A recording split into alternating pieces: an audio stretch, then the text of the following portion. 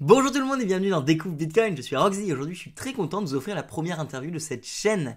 En effet, mercredi dernier, j'ai eu l'honneur d'avoir en live Alexandre de Wise Mining pour nous parler du coup de minage et d'écologie. Alexandre est l'un des cofondateurs de Sato, une solution de minage à domicile directement reliée à sa chaudière. Vous comprenez donc en fait qu'on va réussir à miner des bitcoins tout en chauffant l'eau d'une maison. C'est une solution très astucieuse et je trouve passionnante pour allier à la fois minage et écologie. À travers ce live que je vous propose aujourd'hui, donc en retransmission, on va voir donc qui est Alexandre, son parcours dans le milieu de la crypto, qu'est-ce que c'est la solution Sato, qui est donc ce produit que je viens de décrire, comment ça marche d'un point de vue technique, comment l'implémenter chez soi, qu'est-ce que c'est la vocation de leur société, qu'est-ce que c'est leur conviction de bitcoiner, et on terminera par parler donc écologie et Bitcoin. Est-ce que ça pollue vraiment le minage de Bitcoin? Qu'est-ce que c'est les solutions qu'on a? Comment ça marche concrètement? Et essayer de sortir un petit peu du FUD. Vous comprenez bien que ce sera toujours les réponses d'Alexandre. C'est une interview, la première d'ailleurs que je réalise, et la première qu'Alexandre fait également. Donc c'est un petit baptême du feu pour tous les deux. J'espère qu'elle va vous plaire. Si c'est le cas, n'oubliez pas de liker, commenter et partager. Abonnez-vous également. Si vous avez la moindre question, posez-la dans la description. On se fera un plaisir d'y répondre. Aujourd'hui, j'ai acheté une caméra, un pied, une lumière, un micro pour commencer à faire ce genre d'interview. Il s'avère que durant le live, je n'ai pas utilisé tout ce matériel parce que pour une raison obscure, ça n'a pas marché. Vous m'excuserez. Je vais vous expliquer rapidement qu'est-ce que c'est le minage en 5 minutes parce que vous comprenez bien que l'interview qui va suivre est un petit peu plus technique. On parle quand même d'un sujet technique sur une solution qui n'est pas la solution la plus classique de l'industrie et on est deux bitcoiners donc on sait de quoi on parle, donc je vais vous faire un petit récap technique pour ceux qui sont les moins familiers. J'espère que l'interview va vous plaire. Merci beaucoup à Alexandre et toute son équipe d'avoir créé ce produit. Merci à Alexandre d'être venu et merci aux 25 viewers qui sont restés jusqu'à minuit pour nous entendre parler de minage et de bitcoin. C'est absolument super. Je vous dis à très bientôt et profitez bien de l'interview. Merci à vous et merci pour votre support constant. À très bientôt. Qu'est-ce que c'est le minage? Du coup, vous avez bien compris que dans Bitcoin, il n'y a pas d'intermédiaire, il n'y a personne au milieu. Comment est-ce que tout ça s'est créé? C'est grâce en fait aux mineurs et donc la preuve de travail. Donc quand vous faites des transactions, toutes les transactions sont envoyées dans le réseau à travers les nœuds, sauf que du coup, il y a des entités qu'on appelle des mineurs qui vont récupérer toutes ces transactions, les valider, les inclure dans des blocs de notre fameuse blockchain, que vous comprenez qu'on a toutes les 10 minutes, et ils vont être récompensés grâce à des nouveaux bitcoins pour faire ça. Du coup, il faut comprendre qu'il y a des milliers de mineurs partout dans le monde qui utilisent à la fois donc de l'énergie, donc de l'électricité, et des machines ASICs qui sont des machines spécifiques au minage pour essayer donc de résoudre ce qu'on appelle la preuve de travail et ainsi créer un nouveau bloc. Un mineur concrètement va donc prendre les transactions, les valider, les mettre dans des blocs et les compacter dedans et résoudre ce qu'on appelle du coup la preuve de travail et ce qui consiste du coup à chercher le résultat mathématique d'une équation, donc à savoir une fonction h, afin de valider ce bloc. Donc il y a des milliers de mineurs qui font un combat perpétuel toutes les 10 minutes, un combat donc mathématique pour être le premier à résoudre une équation. Le premier mineur qui arrive à trouver la solution à la preuve de travail peut valider ce bloc et donc le retransmettre au réseau. Le mineur qui arrive donc à gagner la preuve de travail et donc générer ce nouveau bloc est récompensé à la fois par la création monétaire de nouveaux bitcoins, aujourd'hui 6,25 nouveaux bitcoins, à 60 000, je vous laisse deviner le prix, et également tous les frais de transaction de toutes les transactions qu'il a inclus dans ce bloc. Donc les mineurs ont comme business model de trouver de l'énergie pas très chère, d'avoir des machines ASICs, d'essayer de compléter un bloc pour être récompensés. Grosso modo, c'est comme ça que ça marche. Les mineurs peuvent être partout dans le monde, vous vous en doutez bien. Ils peuvent être anonymes, vous vous en doutez bien. Pour faire simple, c'est ça. Qu'est-ce que c'est le reste? On va vous l'expliquer directement dans l'interview. Donc, la solution Sato est donc un système de minage à domicile qui va transformer votre électricité, enfin qui va faire tourner vos machines grâce à l'électricité, qui va générer de la chaleur, qui va être réexploitée du coup pour faire tourner votre chaudière. In a nutshell. Je vous laisse avec l'interview, vous comprendrez très vite, il y a des dessins, il y a des vidéos, c'est plutôt simple à comprendre et ça va vous plaire. A très bientôt, merci. Attention, si vous tombez dans le terrain du Bitcoin, vous risquez de regagner votre liberté. Bonjour tout le monde, bienvenue, je m'excuse du retard du coup de 30 minutes. Je suis avec Alexandre donc de Wise Element, également donc connu pour Wise Mining, là ce qu'on va parler aujourd'hui. Donc merci beaucoup à toi d'être venu. un plaisir. Alors, petit retard technique, j'avais acheté une caméra pour l'occasion, j'avais fait les tests ce matin pour ceux qui suivent le Discord, et finalement, en fait, s'il n'y a pas de batterie, la caméra ne marche pas. Je pensais qu'en la branchant sur l'ordinateur, ça allait charger et streamer en même temps, ce qui me paraissait complètement logique en 2021. Il s'avère que non. Il s'avère que absolument pas, donc je suis repassé sur mon téléphone, un nouveau système, un truc un peu plus différent. Merci beaucoup à toi Alexandre d'être venu, merci beaucoup à toi de me donner l'occasion de faire donc une première interview, et pour toi aussi tu me l'as dit, c'est ton baptême de l'air, première fois que tu vas faire ça ou du moins parler de ton produit. Je te laisse peut-être te présenter, comme ça les auditeurs auront une idée de qui tu es et de qu'est-ce que tu nous proposes ce soir et pourquoi est-ce qu'on est là. Ouais, tout à fait. Bah écoute, moi c'est Alexandre Vino. Donc à la base, j'ai créé une entreprise en 2016 avec un pote en sortie d'études qui était vraiment sur l'innovation dans le bâtiment résidentiel. Et l'idée c'était de diminuer les consommations d'énergie, donc un truc complètement hardware que personne ne fait en fait. En général, maintenant tout le monde fait du software, mais bon, on est resté sur ça. Et donc voilà, on avait commencé avec un produit qui est un récupérateur de chaleur pour des eaux usées des douches et qui permet de réduire la facture d'eau en fait avec un dispositif simple qui se glisse sous les bacs à douche. Donc ça, voilà, c'est une boîte que j'ai commencé avec un associé en 2016. Et en fait, j'ai commencé un petit peu à suivre ma voie là-dessus. Et puis, j'avais une autre vie, on va dire, crypto, où là, j'ai plutôt commencé en 2013, où j'ai fait en parallèle de mes études le dur métier de mineur de shitcoin avec des GPU, quoi. Donc c'était vraiment, c'était une belle époque. Mais Mister, bon, ouais, Mister TK, hein, on sent. voilà. Et puis, bon, bah, donc on est en 2013, on est plutôt en bull market. Et puis, bon, bah, je mine des shitcoins, je vois Bitcoin, je comprends techniquement Bitcoin, mais pas vraiment les implications sociales, politiques ou monétaires qu'il y aurait derrière. Et puis, du coup, t'as le drame Mt. Gox qui arrive je crois que c'est fin 2013, début 2014. Je sais plus exactement, mais bref, gros gros coup pour ceux qui étaient là. Et là, pour le coup, je veux dire, là, il y avait vraiment un exchange, quoi. Donc, Ouais, c'était violent. c'est très violent, ouais. Ouais, clairement, même 2017, enfin 2018 à côté, il n'y a pas de truc aussi cataclysmique. C'est presque le truc le plus incroyable de s'être relevé, ça, quoi. Mais bref, moi, je lâche un peu les cryptos parce que clairement, j'avais pas vraiment compris exactement ce qu'il y avait derrière, quoi. J'avais juste pris l'opportunité de miner dans une chambre d'étudiante, quoi, d'étudiant. Et donc, du coup, voilà, que 2013, minage, j'arrête. Je monte ma boîte en 2016. 2017, on repart en bull market. Donc, évidemment, je réalise que Bitcoin n'est pas mort. Donc, je me dis, bon, il y a peut-être un truc que j'ai loupé. Tu regardes si t'as encore des cryptos qui traînent dans quelques Voilà, portefeuilles.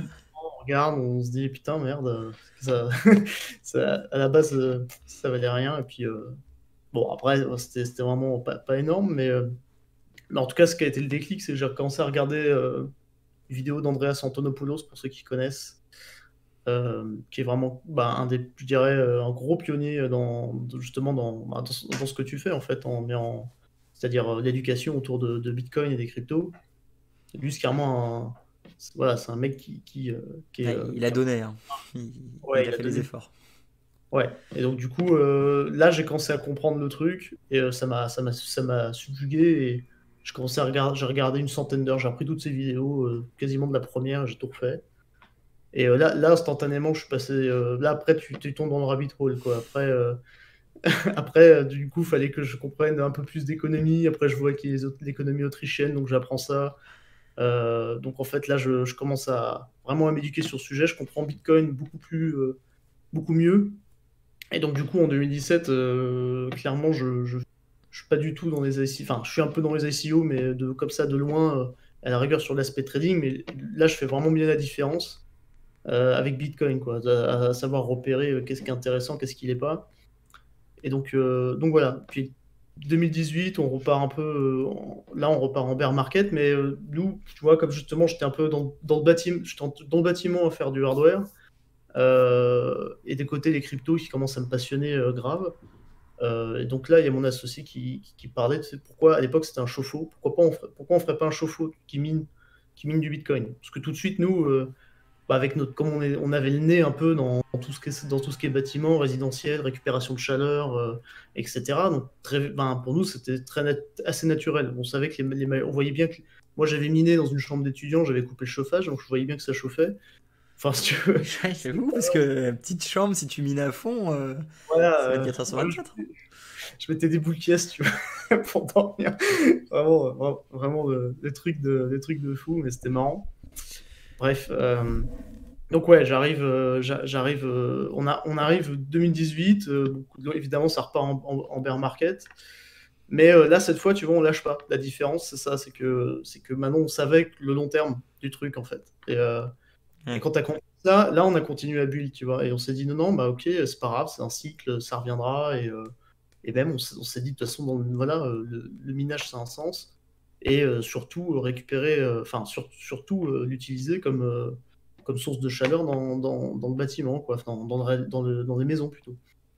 Et donc du coup, ouais, on s'est lancé début 2020 à peu près, enfin mi-2019, on a commencé de la R&D, mais encore, on avait un problème sur le modèle surtout aussi. Parce que nous, ce qu'on voulait dès le début, c'est pas juste faire un mineur, enfin ouais, un chauffe-eau qui mine et vendre ça, sachant que si tu veux, ça faisait le minage pour particulier, ça a toujours été compliqué, hein. En général, ça a été assez scammy.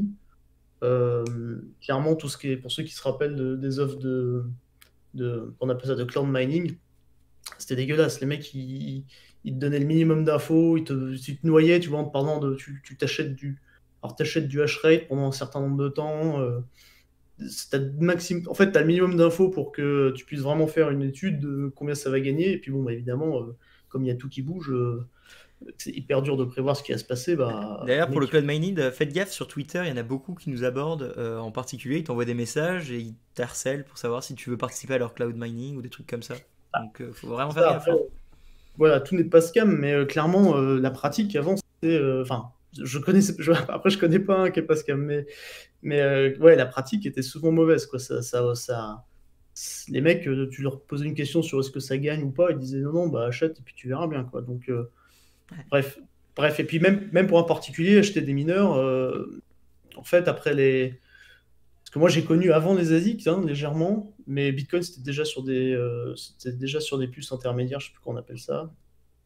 Euh, mais, euh, mais oui, dès qu'on était sur les ASIC, si tu veux, il y a eu 2017 où ça valait le coup de miner à la maison, et ensuite niveau Alex, on s'en sortait pas. Donc voilà, nous vraiment, on a pas mal bloqué au début. On n'a pas lancé à fond le projet parce qu'on voulait vraiment trouver le modèle, voir s'il y avait une efficacité possible. Qu'est-ce qui fait que ça marche, qu'est-ce qui se fait que ça marche pas. À l'époque, en gros, moi j'étais encore sur le truc, une carte ça change tous les 6 mois. Il y en a peut-être encore aujourd'hui qui pensent ça, hein. Ouais. Alors que c'est Donc, complètement plus le cas, hein. Au cas où, faut comprendre c'est qu'une ça. carte peut C'est ça. durer 2 à 3 ans, 4 ans, et Et même encore plus tard, tu peux miner avec des anciens modèles en fonction du prix du Bitcoin, du hash rate et de la difficulté. Donc, c'est ça. Donc tu vois, en 2018, c'était l'âge un peu, on va dire, l'âge d'or de Antminer S9, quoi, pour ceux qui voient, mais qui était vraiment, on va dire, le premier mineur qui est resté, qui est tellement, enfin, qui est encore aujourd'hui en 2021, en tout cas en novembre 2020, il était encore le plus gros en part de marché en termes de hash rate. Donc en gros, c'est un mineur qui a fait 4-5 ans, quoi. Mais c'est le premier, le S9, où on peut dire, lui, il a fait 4-5 ans où il a été intéressant, tu vois. Tous ceux d'avant, tous les 6 mois, il fallait que tu changes, quoi. Donc voilà, nous, on est arrivé pile à ce moment-là. Et du coup, voilà, en 2019-2020, on s'est dit, ah, mais non, en fait, les mineurs, quand même, ils tiennent un peu plus. Donc, ça devient un peu plus viable. T'es pas obligé de rechanger les cartes tout le temps. Ça permet aussi, justement, d'avoir un modèle où tu mines pas à 100% du temps au taquet et où tu peux te permettre d'avoir, justement, un uptime un peu plus bas. Donc, ouais. voilà. Et ça, c'est super important du coup pour ce que vous proposez aujourd'hui, donc qui est en fait, on l'a peut-être pas dit, mais vous proposez une sorte de chaudière Ouais, qui peut miner du Bitcoin à la maison. Ça, je le rajouterai c'est ça. peut-être au début de la Ouais. vidéo. Et l'intérêt de ça, du coup, comme tu le dis, c'est que t'as pas besoin d'être toujours à fond et tu peux Non. vraiment faire un système déjà, c'est un système de plug and play dans le sens où tu peux les changer tes cartes. Ouais. On en reviendra peut-être un peu plus tard dans la discussion, Ouais, mais je vais y surtout, venir. elles tournent pas 24 heures sur 24 à fond. Non, en fait, non, c'est pas l'idée parce que Enfin, on en reviendra, mais dessus, si tu veux, juste après. Mais en tout cas, juste pour finir, comment on en est venu là, c'est que voilà, une fois que tout ça, ça a été mis, ça a été, voilà, une fois qu'on s'est aperçu qu'économiquement, il y avait quelque chose de jouable, là, on a lancé la R&D à fond début 2020, on a fait des protos, des trucs, vous en rigolerez, quoi. Des machins, c'était littéralement des cocottes minutes modifiées, branchées sur des ballons à installation solaire. Vraiment des trucs do it yourself, mais clairement, c'est génial pour voir plein de trucs. Et puis là, après, on a vraiment fait le premier gros proto. D'ailleurs, on a une vidéo que Bitcoin.fr avait mise, où là, voilà, ça, c'était un vrai truc sérieux, où t'avais la feature et le truc miné, quoi. Donc là, on a vraiment trouvé, on a vraiment, après pas mal de recherches, trouvé la bonne techno. Enfin, en tout cas, techniquement, on a résolu toutes nos interrogations sur est-ce qu'on peut miner avec un super rendement, c'est-à-dire en gros, on perd pas la moitié de l'énergie qu'on met dedans ailleurs, en gros, et voilà, faire un truc compatible pour les maisons. Et donc voilà. Et donc là maintenant, on est prêt à lancer ce produit en pré-vente d'ici fin mars. Donc, Ok, c'est bientôt donc ça. voilà. Ouais, c'est bientôt. Vous avez toutes les cartes parce que c'est. Tu Non, vois. alors justement, on va y venir, parce que on va y venir. Ouais, faut pas trop se perdre. Alors, j'ai pas prévu le ligne narratif exact. Hein. Je me dis qu'on aura une discussion un peu ouverte sur tout. Euh, du coup, c'est comme ça déjà que t'es arrivé sur Bitcoin. C'est 2013, Ouais, c'est bien. On sent que t'as fait le même parcours que tout le monde. Hein. Miner rapidement, mais sans réfléchir, perdre ses Bitcoins. ouais. Bon, toi, t'avais des shitcoins, pas de bol. Clairement, donc, la perte a été très, très radicale, hein. J'ai un truc qui a tenu sur 5. Ouais, Ouais, et après, quand en effet, ce que tu dis souvent, c'est on vient pour la spéculation, on reste pour l'aspect monétaire, philosophique que c'est. Et clairement, après, bah, tu le dis, hein, ok, le milieu autrichienne, et on part sur le minage. Toi, c'était plutôt pas mal vu que tu étais déjà un petit peu dans l'écologie. Et c'est un thème que j'essaie souvent d'aborder ou que je veux aborder beaucoup plus. C'est l'idée que, bah, déjà, le minage, ce n'est pas du gaspillage. Alors là, c'est peut-être pas le sujet, mais c'est surtout qu'on peut faire du minage, entre guillemets, écologique, du minage logique même. Parce que comme tu l'expliques, avec toi, ta récupération d'eau usagée quand tu prends une douche, tu me disais la dernière fois, bah, quand tu prends une douche, tu chauffes de l'eau pour la foutre dans les égouts juste après. ouais, c'est Littéralement, ça. c'est trop con comme système. Et je Il y a suis plein de d'accord. petits comme ça, ouais, on rend pas compte. Souvent, c'est des choses bêtes, et ouais, c'est pas forcément résolu, en tout cas. Des fois, ça a des bonnes raisons, hein. Là, typiquement, le minage, tu vois, comme je te disais, tu fais ce produit trop tôt, ça marche pas du tout, quoi. Tu Ouais, vois? surtout si tu dois changer les cartes tout le temps, parce que Voilà, c'est ça ça, devient et vite puis le bordel, quoi. quand même hyper violent, faut être, enfin, si tu peux pas perdre 2 semaines de minage, quoi. Tu vois, donc, enfin bref, ouais, et puis, faut vraiment dire le minage dans les cryptos, je dirais, c'est vraiment le truc le plus opaque. Et c'est le plus difficile d'avoir des infos sur au niveau de l'industrie, comment ça fonctionne, quels sont les intermédiaires, comment ils s'organisent, comment les mineurs fonctionnent aujourd'hui. Pas forcément volontairement, mais en fait, enfin, un petit peu quand même, parce qu'il y a quand même des histoires d'avantages compétitifs, c'est quand même très compétitif.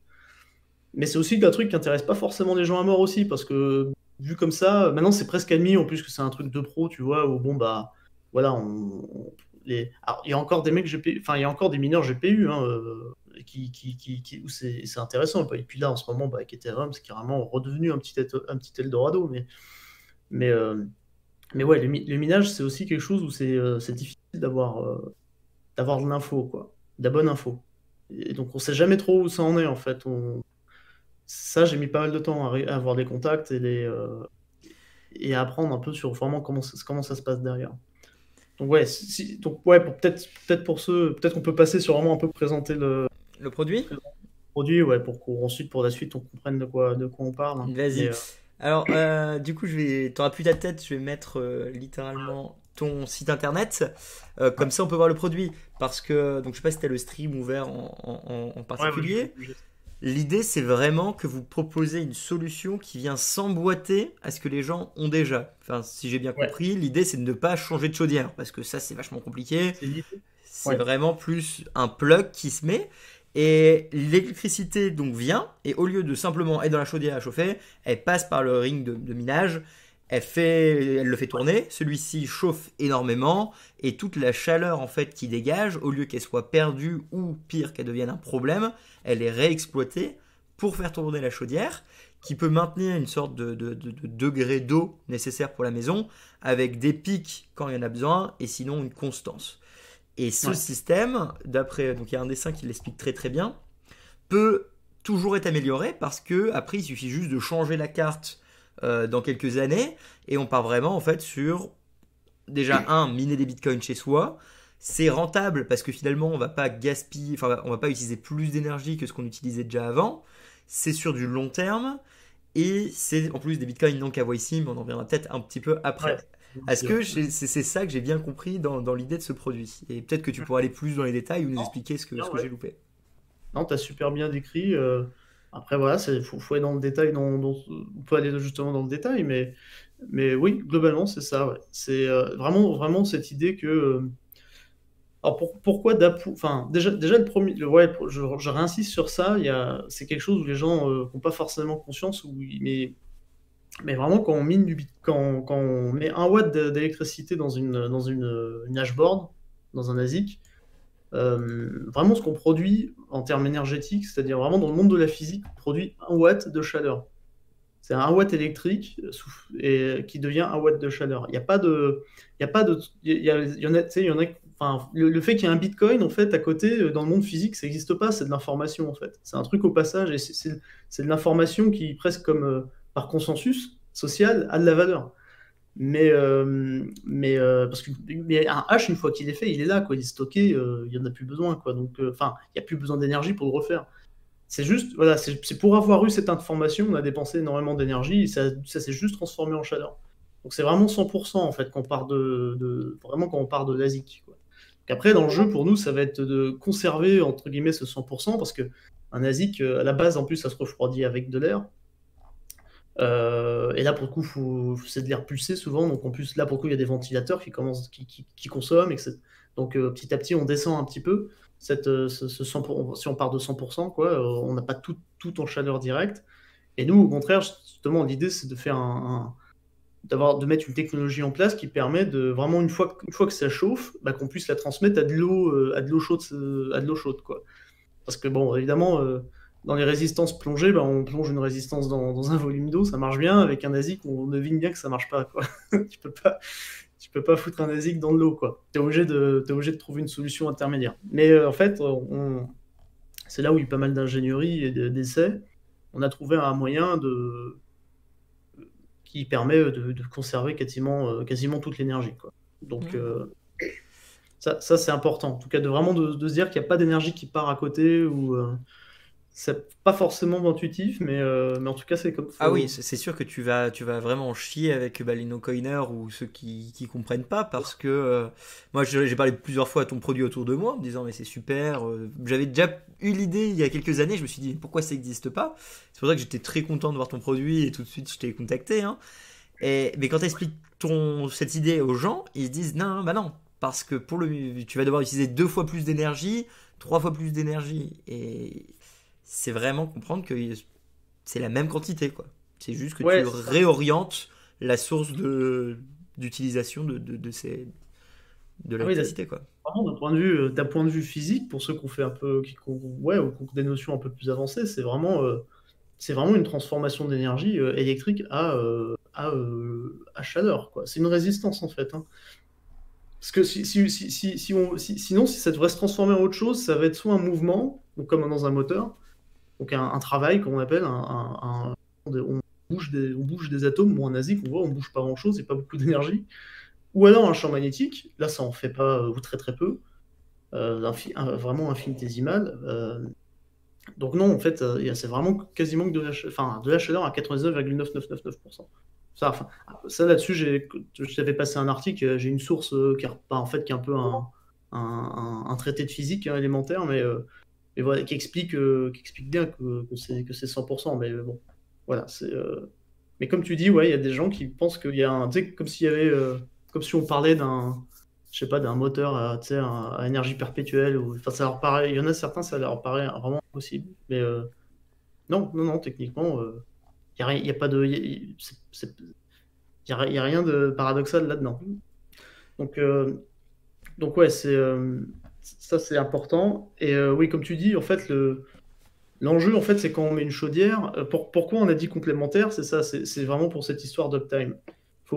C'est qu'en gros, tu veux quand même que tes machines, elles tournent un certain nombre de temps, parce que tu sais qu'elles vont quand même avoir une durée de vie de là, 4-5 ans pour les S9. Alors, c'est de mieux en mieux, et je pense que ça va continuer à être de plus en plus long. Parce qu'il y a vraiment des écarts entre les versions qui sont moins en moins significatifs. C'est-à-dire qu'ils sortent encore des versions, mais on n'a pas des gains d'efficacité énergétique qui sont monstrueux. Enfin, on va dire entre un S17 et un S19, on va gagner peut-être 20% d'efficacité. Enfin, c'est beaucoup 20%. Mais vraiment, c'est très différent de l'époque où vraiment, tu sais, on divisait par deux la consommation pour 2 fois plus de hash rate. Enfin, là, c'est plus... C'est de moins en moins évident, quoi. Et donc clairement, ça c'est intéressant. Et donc voilà, tant qu'on utilise en fait que la chaleur dont on aurait déjà entre guillemets dépensé, enfin, si tu mines que pour le chauffer, techniquement l'équation fait que en termes d'énergie, t'as pas dépensé plus, quoi. T'as miné au passage, mais t'as pas dépensé plus. Donc t'es intéressant parce que virtuellement, c'est un peu comme si tu payais pas des lecs en fait. Alors, du coup, le trade-off, c'est que tu as une machine, t'as la chaudière en plus. Et ça, justement, le fait qu'on puisse changer les cartes, et nous, on fait une chaudière. Une chaudière, c'est censé durer 20-30 ans minimum. Je dis bien minimum. Nous, on veut faire, enfin, évidemment, on voudrait faire plus. Je pense qu'on va garantir. Évidemment, c'est à confirmer, mais clairement, on a envie de garantir ça au moins 20 ans, 30 ans. C'est Bon, ça. après, pour des faut déjà être bien bitcoiner. J'allais te dire. Alors moi, tu vois, tu me dis ça, c'est complètement normal à mes yeux. Parce que tu me dis 20 ans, 30 ans, dans ma tête, c'est évidemment dans 20 ans, 30 ans, tout le monde va miner du bitcoin chez nous, ce sera démocratisé dans tous les radiateurs. Pour moi, ce sera partout. Mais en effet, pour les gens qui sont un peu nouveaux dans l'univers bitcoin, il faut comprendre que voilà, on voit très très long terme. Donc Ouais. on se dit quand même que le minage restera dans très longtemps et que Ouais, c'est ça. l'industrie va bien évoluer. Et quand tu me parles que les i6 ou les machines qu'on utilisait ont bien évolué, tu as complètement raison, Andrés l'explique également. On a quand même un ralentissement. Enfin, on n'a pas un ralentissement de la recherche et développement pour ces machines, c'est juste qu'on atteint des caps où ça va être de plus en plus dur d'avoir des nouvelles générations, donc ils vont durer de plus en plus longtemps. Je suis sur ton site et là, ce que j'ai devant moi, je vais montrer à tout le monde, c'est votre système de changer de carte. Vous voulez récupérer les anciennes, mettre des Ouais. nouvelles. Donc, comme tu me parles de viser vraiment un produit sur 30 ans avec donc un service qui va avec dans ta société, hein, dans le produit que tu proposes, c'est vraiment important pour vous d'avoir cette sorte d'aspect un peu plus écologique quand même de la récupération de cartes, parce que c'est une critique qu'on peut entendre. Bah déjà, il faut produire les cartes, ça pollue, on est tous d'accord là-dessus, hein. Et en plus, derrière, est-ce que c'est recyclable? Comment ça se passe? Donc, je vois ce que tu avais pensé à ça, parce que tu as t'as ce système de récupération. Je sais pas si tu peux en parler un peu. Si, bah en fait, alors, il faudrait que j'essaie d'en parler sans partir trop loin parce que, euh, ouais, en fait, bon, ouais, l'idée en fait, c'est que cette carte, l'hashboard, elle peut venir. Il y a plusieurs modèles et plusieurs constructeurs, mais globalement, c'est toujours la même chose en termes déjà de forme. Et ensuite, ça a, on va dire, deux interfaces. Ça a besoin de courant et ça a besoin d'un canal de données, quoi, qui va se connecter à un petit contrôleur qui est sur cette carte, qui est adapté à cette carte. Donc du coup, nous, ça nous permet de faire ce qu'on voit là, ce qu'on appelle le cartridge, ce qu'on pourrait traduire peut-être comme une cartouche. C'est un peu comme les cartouches d'encre, tu vois. C'est-à-dire que c'est un standard qui permet d'être toujours enfichable dans justement n'importe quel SATO.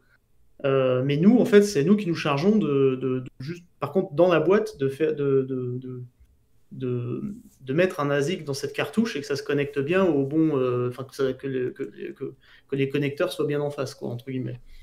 Euh, donc ça c'est important.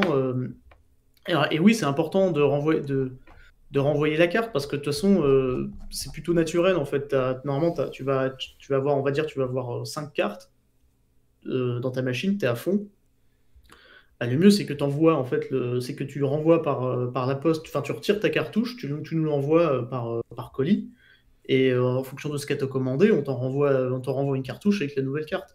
Parce que sinon, tu te retrouves avec des cartouches dans la main d'anciennes cartes qui ne servent à rien. Mais ce qu'on va faire en plus, c'est on va pas s'arrêter là. La carte, peut-être qu'elle a encore une valeur marchande. Donc on va aussi t'aider à la vendre. Voir, donc ça veut dire parce qu'il peut y avoir un mec qui a besoin de cette ancienne carte pour une raison X ou Y, tu vois. Elle a peut-être encore de la valeur. Donc en plus, l'idée c'est que nous, on puisse créer un peu une sorte Ouais, de... de deuxième main et de pas se retrouver avec Ouais, et puis ces tu peux avoir tas de un... pollution comme tu peux le voir dans d'autres industries, C'est ça. etc.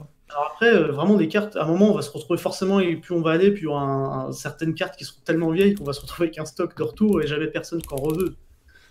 Donc après, là, il faudra les recycler. Alors, ce qui est pas mal dans les ASIC, c'est que le gros sujet, c'est les petits refroidisseurs en aluminium, là. Ça, pour le coup, c'est de l'aluminium assez pur. Ça se défiche assez bien et ça se recycle bien. Enfin, en tout cas, tu peux utiliser de l'aluminium recyclé, quoi. Par contre, après, tu es toujours emmerdé sur la partie, enfin, les parties où il y a des petits éléments. Mais c'est pas le pire en termes un ASIC en termes de vraiment de recyclage, hein, c'est pas. Mais bon, il y a forcément un moment enfin ça. Ouais, Enfin moi je voilà. pense qu'il y aura des gens qui vont à un moment se pencher sur le sujet et bien le Sur, travailler. non, On a... nous, de toute façon, on va être là-dessus. On a quand même.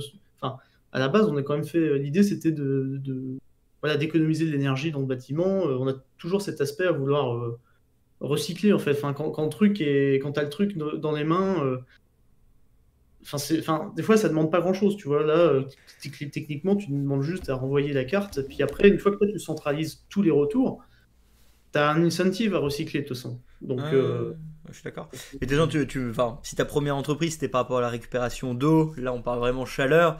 Moi je vois très bien également sur tout ce qui est vitre, double vitrage, la quantité d'énergie qui est perdue dans tous les bâtiments en France.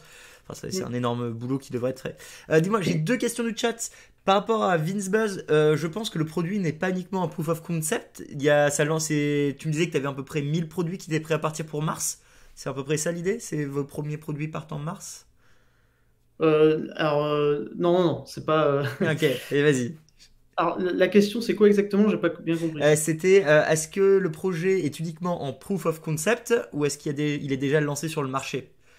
Non, on va dire, il est en phase d'industrialisation. Alors, pour parler français, ça veut dire que techniquement, tous les prototypes sont là. Mais maintenant, il faut qu'on scale un petit peu le truc. Donc là, l'idée, c'est donc là, on a pas mal de fournisseurs, etc. Mais on a encore du travail à faire sur voilà, terminer vraiment, faire un prototype. C'est facile, c'est la partie la plus simple, hein. Dès qu'il faut que tu en fasses 100, c'est plus du tout la même chanson. Et puis si tu veux un prix qui soit normal pour des gens, enfin, Ouais, il faut faire de l'économie d'échelle dans tous les cas parce que ouais, du il faut hardware. faire un peu de ça. Donc nous, clairement, là, ce qu'on fait en mars, c'est une pré-vente. Donc on est vraiment sur un modèle de pré-vente. Et ça va être vraiment, là pour le coup, comme ce qu'on fait souvent dans le minage, c'est qu'on va ouvrir une pré-vente, on va dire il n'y en a que 100, parce que c'est une première fournée, on va dire. Et et donc du coup, ceux-là, une fois qu'ils sont vendus, tous ceux qu'on lancera fin mars, ça sera pour une livraison novembre. Donc voilà, il y aura c'est pas, enfin, si vous prenez maintenant, c'est pas du tout pour tout de suite. Et C'est donc, bien. du coup, ça nous revient à ta question où tu disais pour des cartes, est-ce qu'on avait des problèmes pour en avoir ou des choses comme ça? Je crois que tu vas Ouais. poser cette Ouais, question. ouais. Oui, Et parce donc, que juste, là, ça a dû faire un fois 4 fois 5 j'imagine, les cartes. voilà, Donc, c'est galère, il doit y avoir des justement. ruptures, j'imagine. Ouais, c'est ça. Bah, là, c'est c'est trop de bull market déjà, et en plus rupture. Euh, ouais, en 2017, les S9, j'ai eu des S9 qui sont passés de 1000 à 3000, hein. C'est déjà, ça arrive tout le temps en fait dans cette phase-là, ce genre de truc. Euh, et d'ailleurs, c'est incroyable qu'on en soit encore là aujourd'hui.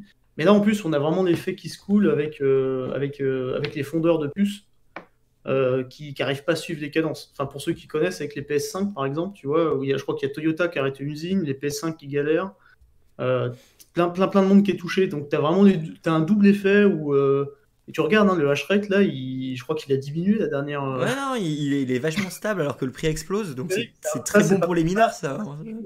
alors ça, c'est vraiment, t'es arrivé avant, t'étais bien. Mais là, J'ai quelques clairement, viewers, je pense qu'ils sont arrivés un peu avant, qui minent de chez eux. Parce ah que ouais, ça, ouais. c'est rentable de miner chez soi aujourd'hui, hein. Souvent, on dit que c'est Ouais, pas mais rentable. Ça dépend c'est toujours du hash rate et du prix, hein.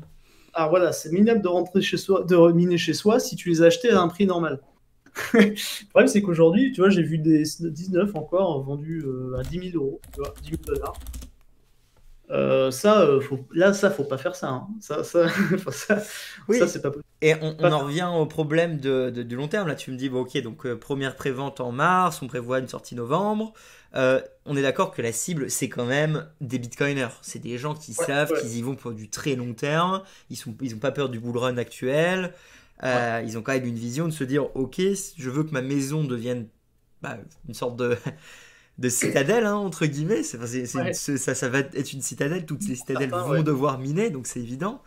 Euh, donc c'est quand même un produit de niche, hein, que vous proposez. Est-ce que tu penses quand même qu'il y a moyen que ça se démocratise beaucoup plus? Enfin, une fois qu'on a réglé tous ces problèmes de production que tu Ouais. parles.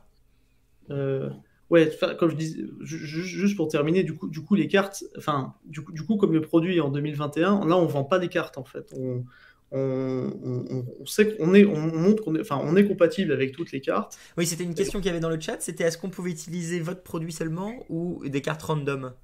Question de Lounès. Ces types de cartouches seront procurables uniquement chez vous ou dans la théorie cela peut fonctionner avec une i6 random? Alors ouais, ouais, par exemple, alors random, beaucoup. On fait à peu près tout ce qu'est Antminer et MicroBT, donc ça prend pas mal. Et InnoSilicon, faut que je vérifie pour les A10, ceux qui font des ASIC Ethereum. Alors là, faudrait confirmer, mais a priori c'est bon. Parce que l'idée c'est aussi de faire un truc qui est compatible avec des cartes qui seraient dans le futur. Et donc du coup, par contre, ouais, si vous avez déjà des cartes, c'est pour ceux qui ont déjà des cartes. Là, par contre, c'est hyper cool parce que ça veut dire que vous avez déjà payé, on va dire, à un prix avant que ça devienne délirant. Et là, effectivement, en novembre, enfin, vous aurez déjà vos cartes. Et là, pour le coup, si vous, donc, répète la question exactement, c'est est-ce qu'on peut le faire soi-même ou quelque chose comme Ouais, ça? c'est ça. Ces types de Ouais. cartouches seront procurables uniquement chez vous ou dans la théorie cela peut fonctionner avec un i6 random. Oui, c'est ça. En fait, il faut. En fait, alors déjà, ça c'est une info importante. On fait quasiment tout en open software et enfin tout en Ouais, open software. j'allais en venir après sur tout l'aspect vraiment maxi, Et en, et cypherpunk en- comme on et a tous en les deux. hardware, on va essayer, on va quasiment tout faire en open hardware. C'est un peu plus compliqué le open hardware, mais clairement, là, par exemple, tu vois, les cartouches, typiquement le truc où on va te donner les plans, même s'il y a des gens qui veulent le faire eux-mêmes, tu vois. Même s'ils peuvent le faire, ils sont inventifs, ils le font en plastique, je sais pas quoi. Bon, je déconseille parce que c'est pas le bon matériau, vaut mieux le faire en aluminium ou en métal, Ouais, ça chauffe. ou en acier. Mais en gros, voilà, vous pouvez même bricoler un truc. Vous aurez les plans en gros, et donc vous pourrez bricoler un truc, et nous, on vous aidera évidemment. Et, euh, et, donc nous, on fournira. Enfin, on pourrait même fournir que la partie cartouche. Euh, et là, pour d'ailleurs, toute cette partie-là, cartouche, enfin, l'intégration d'un nouveau mineur dans une cartouche et le fait de la récupérer et de le faire, ça, on le fait gratuitement justement pour les premiers là, qui se lancent là-dedans, enfin, qui seraient prêts à nous commander sur ce premier batch. Ça, c'est une petite info en plus quand même. Mais oui, en fait, s'il veut, sur un ASIC entre guillemets random, euh, enfin, normalement, il nous l'envoie, on le met dans une cartouche gratos et on lui renvoie avec la cartouche. Et puis voilà, ça d'ailleurs c'est la partie classe normale. Après, pour quelqu'un qui veut être vraiment en mode bidouilleur, au pire, il a les plans, il se débrouille. Ou voilà, s'il veut juste mettre les câbles d'alimentation au bon endroit, on lui donne les fiches qu'on utilise. Enfin, tu vois l'esprit, quoi. Ouais, ouais. Mais en parlant de l'esprit, du coup, je pensais l'aborder beaucoup plus tard, mais c'est vrai que quand même, que tu ailles sur ton site ou que on pense votre mentalité, vous êtes bitcoiner. Bon, déjà parce que c'est que bitcoin en minage et c'est du très long terme, mais plus que ça, c'est vie privée pour Alors, essayer ouais, d'avoir. ça peut être, Ouais, ça peut être autre chose. Ethereum, c'est un ASIC. Après, moi, je vais pas mettre un truc Ouais, bien sûr, tu fais ce que tu un veux. truc qui t'empêche, non, Ethereum. Non, bien sûr, on se comprend. Je suis pas Maxi non Mais, plus. mais ce que je veux dire, c'est vous êtes quand même très porté vie privée. Enfin, sur votre site, vous, à plusieurs Ouais, endroits, vous dites quand même que vous voulez trouver des solutions pour déjà pas du tout envoyer la machine directement chez la personne. Essayer de ouais, passer par exemple, des plombiers ou une sorte c'est de ça. différents types de distribution. De la Ouais. même façon, donc tout en open source, ce qui est super, hein. Donc tu l'as dit en software évidemment, mais du coup en hardware, c'est quand même. Moi j'applaudis, hein. Je trouve ça super. Enfin, tu sais que mon contenu est dans le même état d'esprit du open source qu'on aime, qu'on pense qui est important pour le futur, hein. Donc Mm. c'est important de le noter quand même. Et c'est beau, donc c'est cool ça. Il y a en fait, il y a, c'est ça. En fait, il y a, pour résumer, en fait, pour miner de manière, enfin, pour miner à la maison, entre guillemets, enfin, pour que ça soit intéressant économiquement, en fait, en fait, t'es obligé d'avoir une machine, parce que de base, t'es obligé d'avoir une machine, une chaudière ou un radiateur, et qui s'adapte au réseau classique de distribution que tu as dans toutes les maisons. Parce que de base, c'est un truc, ça fait un bruit d'enfer et ça refroidit à l'air et Ouais. donc une chaleur hyper sèche et très localisée. Donc t'es obligé d'avoir un truc qui modifie. Il faut qu'on parle du bruit parce que beaucoup de gens dans le chat posent la question Ouais. du bruit et du sonore. Mais continue, on parlera de ça après. Donc voilà. Donc à la base, tu pars de ça. Donc partant de là, tu es obligé d'avoir une machine. Donc là, pour l'instant, nous, on est sur une chaudière. Et donc, du coup, si tu as cette chaudière, l'idée, c'est ça, c'est qu'elle dure sur 20, 30 ans. Et donc, du coup, pour que ça soit intéressant, il faut que tu puisses changer les cartes sans que ça soit. Tu as changé tout le reste, en fait. Et justement, le deuxième, c'est ce qu'on a dit au tout début sur le fait qu'on soit en appoint. J'ai un peu sauté cette question-là, mais dans une maison, le truc, c'est qu'on va pas consommer tout le temps de la même manière. Pour l'eau chaude, ça va dépendre du nombre de personnes, parce que du nombre de douches. Donc quand vous avez des invités, ça peut monter. Et le chauffage, ça c'est plus le mètre carré, mais c'est la température. Et donc en fait, normalement, qu'est-ce qu'on fait quand on dimensionne du chauffage? En gros, on regarde ce qui peut se passer un peu dans les extrêmes. Donc en gros, une petite semaine à -10, par exemple, on va dire en France, tu vois. Et encore pour des gens, je pense que pour des gens dans les Alpes, c'est peut-être normal. Ça arrive souvent. Et en gros, on te met de la pleine capacité. T'as tout le temps un truc qui a la capacité, au cas où, d'envoyer à fond pour les 2-3 jours où il va faire une température extrême. Nous, on peut pas raisonner comme ça, en fait, parce que du coup, ça voulait dire qu'en fait, on va peut-être avoir. Et quand c'est extrême, le truc, c'est que c'est 2 à 3 fois plus que la moyenne, que ton besoin moyen annuel. Je sais pas si c'est clair, mais en gros, c'est que ça peut être très volatile, en fait, ton besoin de chauffage. Si tu perds 5 degrés, c'est presque tu chauffes l'équivalent en plus, quoi. Enfin, c'est, et donc, du coup, tu peux pas avoir tout en carte et une carte qui va attendre et qui va juste s'activer pour la semaine où il va faire très froid, tu vois. Parce que là, tu auras un uptime vraiment pourri, quoi. Donc, du coup, c'est pour ça que il faut absolument, il faut absolument en fait avoir des cartes qui font un peu moins, enfin avoir moins de cartes en fait, moins de cartes, mais qui ont un bon uptime. Donc après, le fait que l'été ça tourne pas, ça c'est pas, ça va, ça baisse ton uptime, hein. Mais je veux dire dans le modèle ça tient, pas trop de soucis. Mais ouais, il faut pas non plus que tu aies des cartes qui servent juste pour des trucs très extrêmes. Mais en même temps, tu veux pas que à ce moment-là, t'as froid chez toi, quoi. Ouais. Donc c'est pour ça. Donc, quand tu as de l'existence, finalement, la question n'est pas si compliquée parce qu'en général, tu as déjà un élément de chauffage que tu peux. On fait tout pour que ça puisse être pluggable dessus. Mais sinon, après, nous là, nous, dans la version de Sato, là, alors, on n'a pas bien mis sur le site internet et tout parce que c'est un truc qui est un peu encore en définition, mais on pourrait au dernier moment dire qu'on le fait. C'est qu'en fait, on pourrait mettre une résistance électrique dedans. C'est-à-dire qu'en gros, tu mines. Enfin, quand c'est des consommations habituelles, tu mines avec tes cartes. Et puis dès qu'il y a un pic, je sais pas, tu as invité toute ta belle famille chez toi, bah là, tu auras une résistance qui va venir pour l'eau chaude en plus à ce moment-là. Ça, c'est pas cher une résistance. Donc, tu vois, je sais pas si c'est clair. Mais Ouais, je pense avoir compris. Je pense après le chat, il me dira s'ils ont compris, mais ouais. ça a l'air assez clair pour moi. Et d'ailleurs, ce qui est drôle aussi, c'est qu'on peut aussi, plutôt qu'une résistance, mettre des très vieilles cartes. Genre vraiment des cartes qui coûtent. Enfin, c'est-à-dire que tu fais tout en minage et tu as une partie qui sert juste de résistance.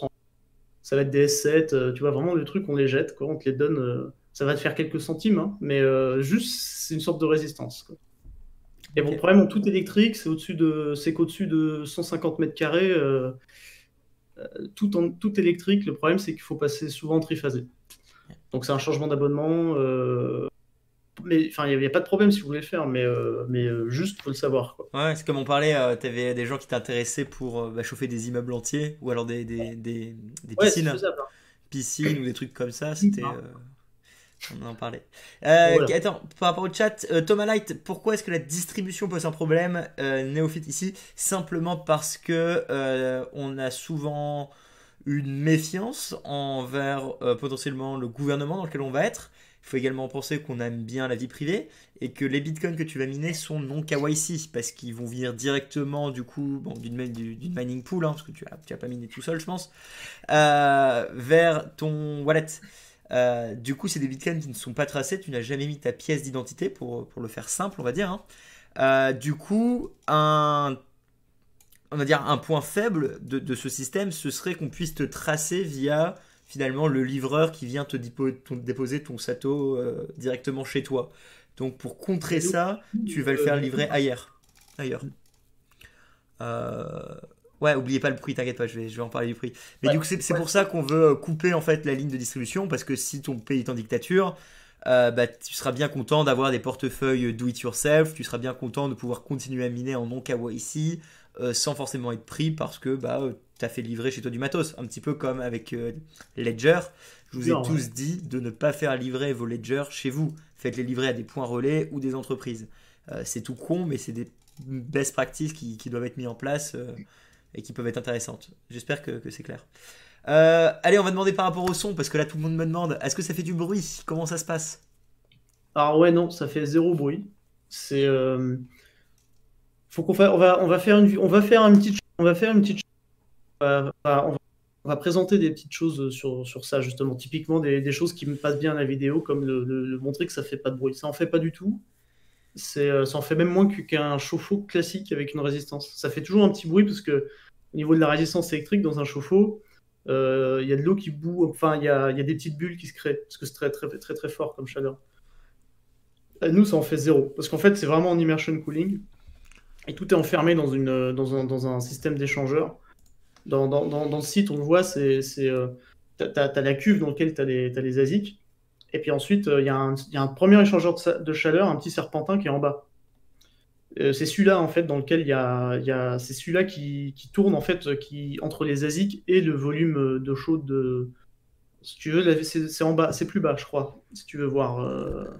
Ok, tac tac Ouais, voilà, tac. Alors c'est ça. là, ah merde, j'ai Alors, du appuyé. coup c'est ça. En fait ce qui se passe c'est que tu as un fluide, les ASIC baignent dans un fluide. T'y étais, ouais, c'est là où on voit les deux petits serpentins des échangeurs. Ouais, ouais, je pense que comme on a un décalage avec ce que tu vois et ce que Ah moi ouais, je ok, vois, en fait d'accord. j'étais bon et je suis allé trop bas et maintenant je Ah cherche ouais. quelque chose qui n'est plus là.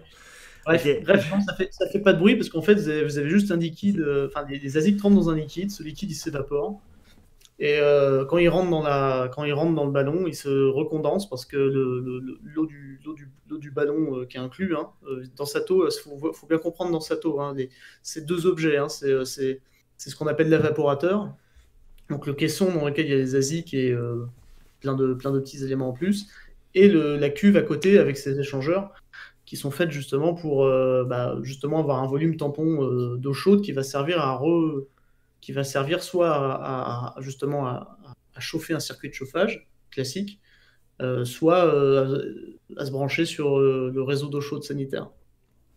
Donc, donc non, ça fait zéro bruit. C'est même ouais, enfin, pour ceux qui ont miné, c'est génial. Enfin, bon, là, je vous envoie des fleurs, mais je vous le montrerai en vidéo. Ça fait zéro bruit. Donc c'est quand même et c'est quand même je dirais, c'est presque le truc le plus chiant en soi. C'est Ouais, enfin, vraiment c'était le refroidissement et le bruit, clairement. Parce que j'ai vu les vidéos de Seb quand il est dans sa jungle avec ses hangars et tout. ouais, ouais, C'est un enfer, hein, ça, c'est un enfer. ouais. Et puis pareil, en termes de refroidissement, c'est hyper stable, ça bouge pas, c'est toujours à la même température d'ébullition. Non, c'est justement quand on a beaucoup bossé avec ceux qui font ce fluide là, c'est 3M pour ceux qui connaissent. Enfin, c'est une très très grosse boîte. Et ils sont passionnés en plus par ce projet, donc c'est génial parce qu'ils nous aident beaucoup. Euh, Quand on est une startup, c'est bien d'être aidé sans qu'on sans Ouais, qu'il c'est faille à chaque vraiment. fois Ouais. mettre Moi, Et donc, je remercie toute la communauté hein, qui m'aide énormément alors que je demande pas grand-chose. Parlant du coup de l'engouement, t'as simplement fait un article qui a été rebalancé par c'était Jameson, je pense. Et derrière, tu te retrouves avec plein de personnes sur ton Discord, plein de demandes, le rush. C'est plutôt cool ouais. ça. Ouais, alors j'ai pas trop suivi, mais ouais, c'est ça. C'est quelqu'un qui posait la question, c'est ça? Non, c'est moi qui le dis, parce que Ah, je d'accord, trouvais ouais. ça cool que Non, oui, vous ayez eu tant l'engouement, oui, d'engouement oui. au début. Moi, j'aime bien les projets Ouais, qui l'engouement était décollent sans fou rien. parce que ouais, parce qu'en fait, à la base, on n'était pas prêt à communiquer, si tu veux. J'ai beaucoup de contenu qui n'était pas bon, qui n'était pas prêt, en fait. Donc, il y avait tout qui était techniquement, tout dans nos têtes, tout dans les. Enfin, tout était prêt, on savait quoi faire, mais on n'avait rien pour communiquer, pas de support, pas de visuel, pas d'article sur la vision. Donc, du coup, ouais, on s'est dit, allez, on tente quand même une petite page, juste la one page, quoi, au début, la première page. Chrome, qui est toujours la même d'ailleurs, qui n'a pas bougé. Et ouais, je sais que Bitcoin.fr, ils me harcèlent depuis 2 ans, au moins 2 ans et demi. Eux, ils savent depuis. Pour ceux qui connaissent, je vais régulièrement au soft bar avant le confinement. Ah, c'est le truc à Paris où tu peux payer en bière? En Bitcoin, je veux dire, Ouais, c'est ça? ça, plus personne ne le fait depuis longtemps, mais oui, c'est un meet-up à Paris, on va dire. euh, En gros, voilà, je parlais de ça un peu dans les meet-up, tu vois, aux gens en mode, bah ouais, je bosse sur ça, quoi. Et bref, du coup, Bitcoin.fr, ils nous connaissent depuis longtemps, ils veulent en parler. À chaque fois, je leur disais non, non. Donc là, je dis, allez, les gars, on essaye. Et ouais, ils ont sorti un petit article en français, ils l'ont tweeté, et en 2 secondes, c'est tombé sur Jameson Lopp, Carvalho, ben, vraiment des gros bitcoiners. Et là, ça a spread en 2 minutes, et on s'est retrouvés, on était 3 sur le Discord, on a fini 50 au bout d'une journée. Enfin, c'était Ouais. énorme.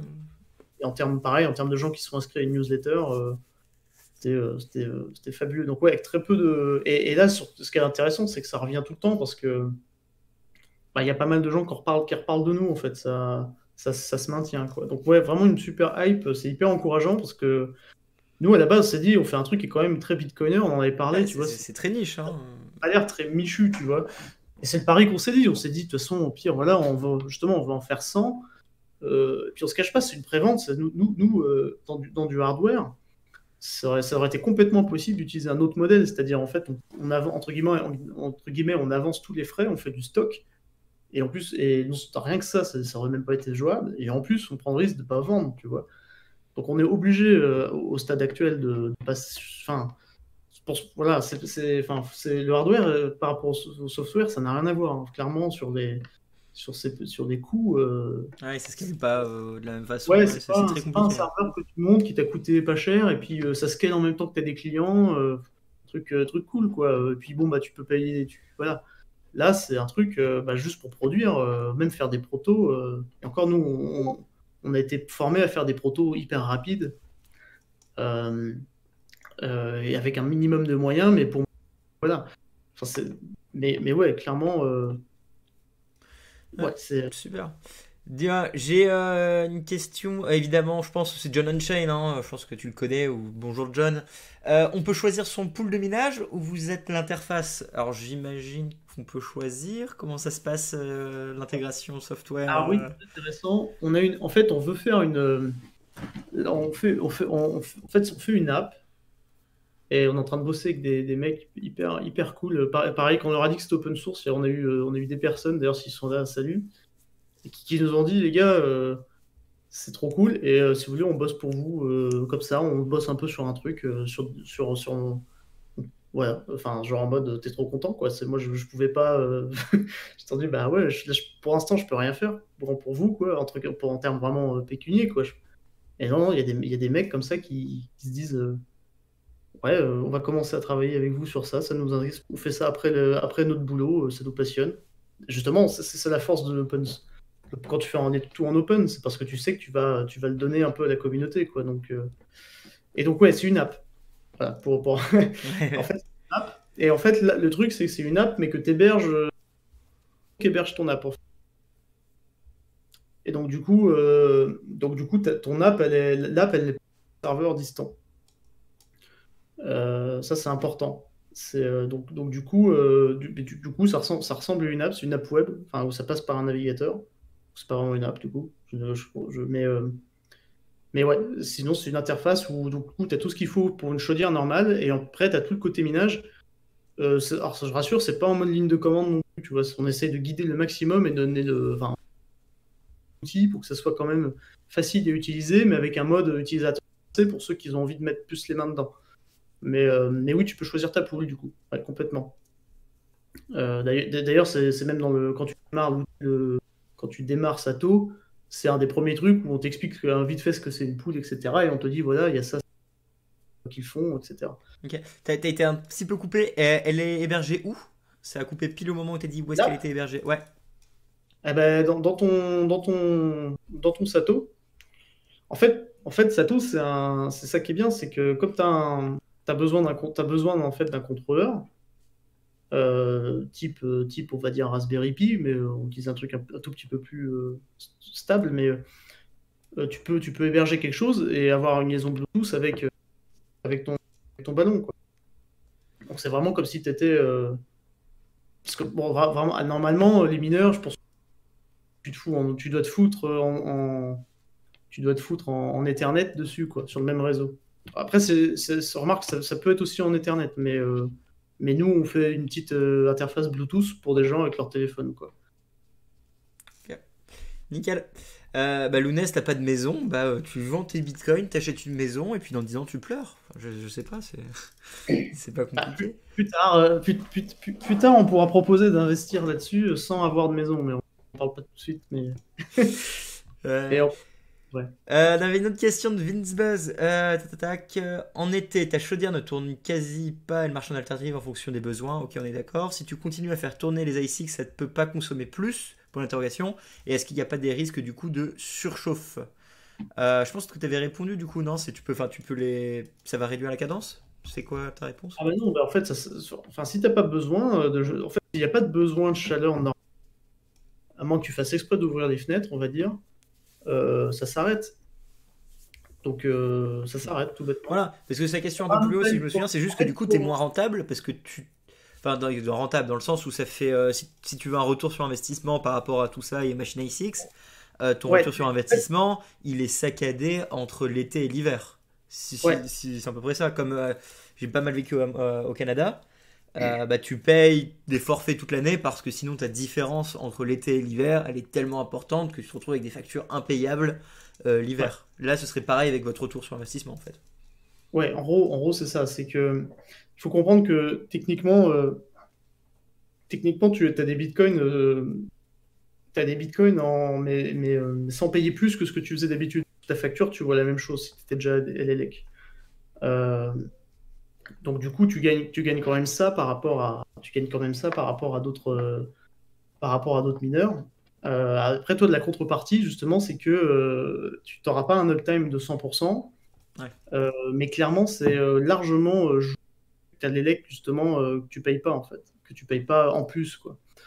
Donc, enfin, en fait, c'est ça. Avant, quand tu étais mineur, grosso modo, enfin, déjà, tu te chauffais l'hiver, donc tu payais l'hiver, et en plus, tu branchais sur le mur. Alors, ouais, la pièce, on va dire que le chauffage dans la pièce dans laquelle tu es mis, c'était pas dans la cave, enfin, ou dans le garage, se chauffait plus, mais tu distribuais super mal le truc. En fait, quand tu surchauffes une pièce, la pièce, elle diffuse juste un peu plus vers l'extérieur. Enfin, en tout cas, c'est pas tu perds beaucoup en faisant comme ça. Donc, donc là, euh, donc là, non. En termes de retour sur investissement, ça a forcément un impact, mais c'est largement annulé par le fait que tu ne payes pas d'électricité, quoi. Ouais. Donc, Largement. ils sont C'est, tous en train de parler d'Internet. C'est connecté à Internet. C'est de ouais. l'on-chain. Ouais, c'est connecté. Avec quoi du coup? Alors là, on peut encore changer ça, mais clairement, ce qu'on a retenu jusque-là, c'est du CPL, parcours emporteur. C'est-à-dire, en gros, comme un ballon, bah, comme c'est une machine, enfin, en gros, pour ceux qui connaissent, c'est ça, t'as une petite borne à mettre près de ta box, et ensuite tu fais passer en fait Ethernet par le courant électrique. Donc en fait, tu as une petite borne à mettre près de ta box, ensuite tu as un câble Ethernet qui sort, que tu branches sur sur la partie routeur, en gros. Ensuite, pareil, du côté de Sato, tu branches l'autre partie du boîtier qui est appareillé et tu as un câble Ethernet qui sort et tu te mets dessus. Mais après, on pourrait on pourrait le faire en Wi-Fi aussi. Mais enfin, t'aurais les deux. Mais en général, là où tu places une machine comme Sato, ça peut être souvent un sous-sol ou une cave où le Wi-Fi passe pas très bien, quoi. Donc en gros, c'est Wi-Fi ou CPL. Le CPL est plutôt conseillé, quoi. Euh, Sinon, ouais, bah, après, sinon, tu peux vraiment te faire ton montage, quoi. Ou un répéteur Wi-Fi, mais c'est comme ça que ça se connecte, quoi. Ok, nickel. En tout cas, c'est livré avec pour ceux qui se posent la question, hein, mais le CPL, ça marche, on va dire, dans 99% des cas. Il y en a un qui ça marche pas, hein, mais là, on peut trouver des solutions en général. En général, il y en a toujours une. Ouais, je pense que t'as appris un truc à Lounès, le mec il code Umbrel, c'est un génie de tout, et derrière il savait pas ça, quoi. Euh, Ah oui, ça ok, c'est nickel. Pop, pop, pop. Est-ce que. Bah, attends, on va prendre des questions du chat. Est-ce que vous avez des questions avec le prix, non? Ouais, aussi le prix. Quelqu'un me posait la question du prix. Ouais, ouais. Je l'ai. On est en train on va l'annoncer à notre communauté la semaine, mais en gros, je peux déjà vous dire là qu'on va être autour de 9 000 $. Ok. Ça va peut-être bouger à 500 € près, dans un sens ou dans l'autre. Ça va être 9 000 $, en tout cas pour la France, toute taxe, ça c'est sûr, et avec livraison. Parce que c'est pas une petite boîte, ça pèse un peu. La livraison, c'est important de dire qu'elle est dedans. Donc ça va être 9 000 $, et à ça, faut quand même ajouter les cartes après, qu'il va falloir installer. D'accord. Et donc, les cartes, si t'en mets, comme en général, dans la plupart des maisons, 3 et 5 boards. Donc du coup, voilà, quand les prix vont être à peu près raisonnables, tu vas être entre 2 et 4 000 $ aussi.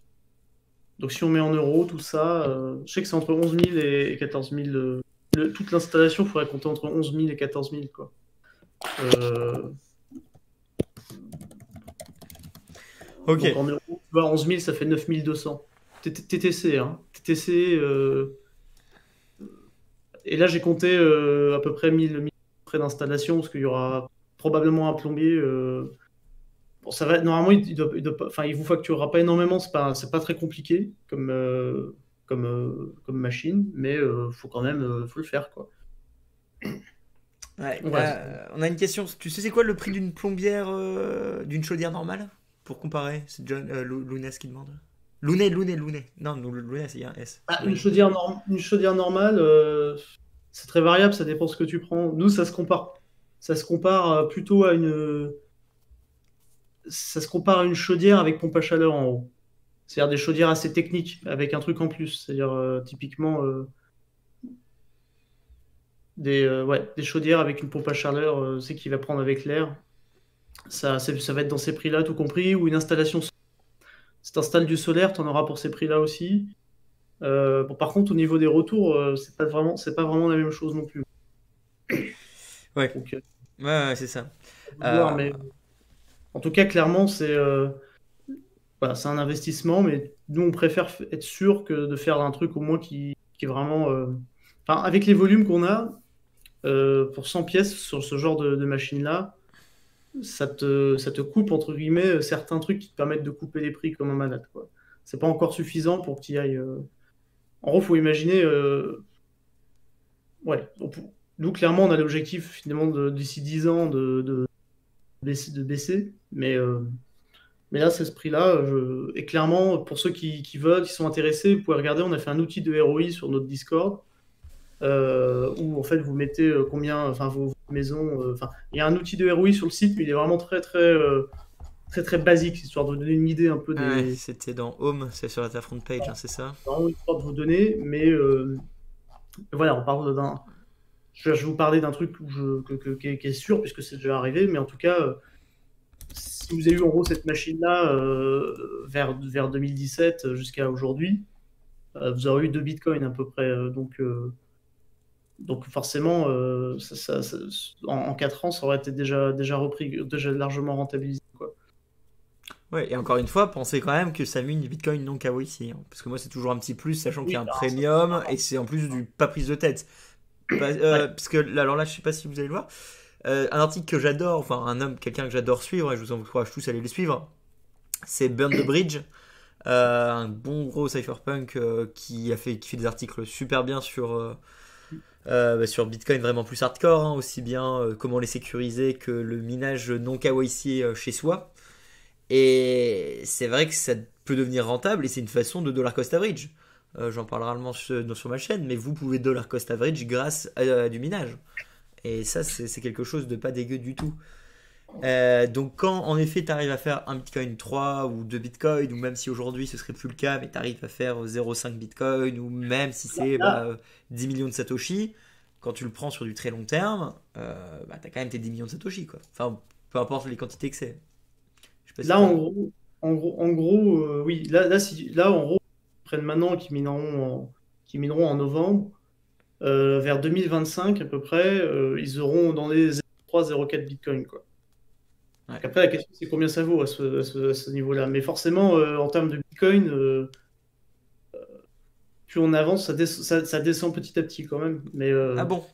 Mais de moins en moins fort. C'est-à-dire que, bah oui, entre 2017 et aujourd'hui, même avec les nouvelles machines, tu fais un peu moins de Bitcoin, quoi, en BTC. Ça, il faut l'avoir en tête. Pour ça, on insiste sur le fait de faire un outil qui est un peu plus. C'est ça, il faut prendre en compte la difficulté. Là, je disais un peu sur le chat. Et ça, c'est clair que ça, c'est clair que c'est très difficile de le dire avec précision. Mais en tout cas, c'est qu'en fait, quand vous minez avec ça, c'est un truc qu'il faut que j'essaie d'expliquer de manière assez simple. Mais c'est qu'en gros, quand nous finalement, c'est un modèle qui marche, qui en bull market marche très bien, comme tout le monde, parce que n'importe qui marche très bien en bull market, hein. Ouais, Bull market, même quelqu'un qui a le kilowattheure à 16 centimes, il marche, hein. Par contre, en bear market, nous, c'est vraiment parce qu'en fait, vous avez pas comme certains mineurs qui ont l'électro cher, ils ont un moment où ils doivent couper en fait. Ça, c'est une limite en fait, ils peuvent plus payer en fait. Ils se retrouvent, ils doivent couper, ils peuvent pas juste dire ouais mais j'ai juste à attendre que le prix remonte et les bitcoins que j'ai, je les garde. En fait non, ils doivent liquider tous les bitcoins qu'ils ont, les vendre au bottom en général, plus très très bas, et parce que c'est à cause de ça qu'ils n'arrivent pas à payer leurs factures. Et en gros, c'est assez catastrophique quand tu as un mineur comme ça. Tu es beaucoup moins résilient, quoi. Alors que quand on utilise Sato, qu'on mine chez soi, comme je disais, sur sa facture, on voit pas la différence, quoi. Donc à ce moment-là, ce qui se passe, c'est que les mineurs commencent à se barrer, donc la difficulté commence à baisser, et en compensation, ce qui se passe, c'est que ceux qui restent, c'est-à-dire bah, typiquement soit ceux qui ouais. payent pas, entre guillemets, payent pas trop d'élec comme vous, ou de gens qui payent les vraiment pas cher, bah, eux, ils gagnent plus de Bitcoin, quoi. Alors, bon, comme ils valent moins, ça se sent pas. Par contre, le bull run d'après, vous arrivez avec un inventaire en gros, quoi. Donc ça, faut savoir que c'est un truc qui tient sur tous les types de marchés aussi. Et d'ailleurs, on voit même typiquement par rapport à quelqu'un qui traderait, on est mieux en bear market. Mais bon, là, en ce moment, c'est un discours intéressant, mais en bull, de toute façon, ça marche. Il y a tout qui marche. Ouais, ça, Ça, on est d'accord, hein, mais on en, mais voit bien la différence. Voilà, ça, bon, ça va peut-être pas parler à tout le monde. En tout cas, il y a nous, clairement, ce qu'on veut aussi, c'est accompagner énormément sur justement. Nous, l'idée, c'est que les cartes, par exemple, on vous laisse. L'idée, c'est pas vous démerder. On vous dit, vous achetez ça, et puis vous trouvez les cartes, vous nous les envoyez. Nous, l'idée, c'est qu'évidemment, moi, j'ai quelques. Je connais des mineurs. Là même, j'ai même des cartes graphiques ou des cartes, je pourrais en avoir 100, 200, par exemple. J'ai les contacts pour ça. Et donc, du coup, si moi j'arrive forcément avec une commande où parce que bon, un Sato, ça va être 300, ça va être au moins 3 à 5 cartes. Si on en vend 100, on va dire, ça fait entre 300 et 500 cartes. On commence à t'écouter quand tu fais une commande comme ça. Donc, et donc, clairement, nous, on sait très bien à quel moment, en fait, c'est intéressant. Et en gros, on dirait aux clients, bah écoutez, là, on pense que c'est un très bon moment.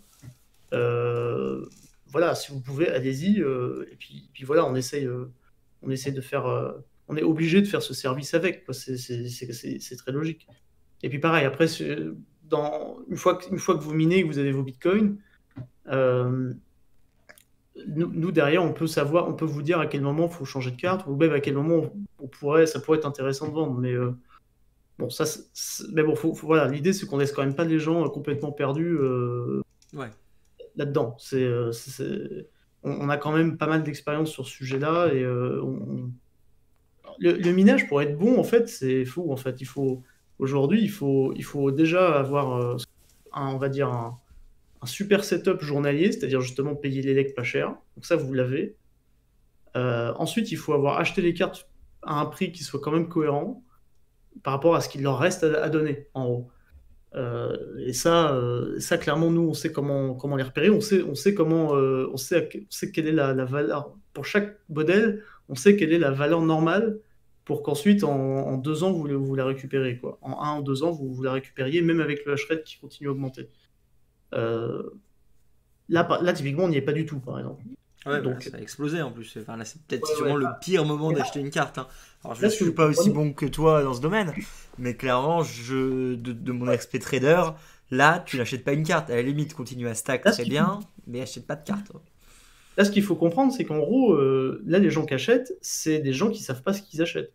Là, je suis persuadé qu'il n'y a aucun pro qui achète les cartes, hein. Parce que c'est très simple. Si vous êtes un pro, que vous avez une carte, vous minez, en fait. Vous cherchez pas. Vous la branchez n'importe où. Vous trouvez un mur, vous minez avec. Et c'est beaucoup trop rentable en ce moment.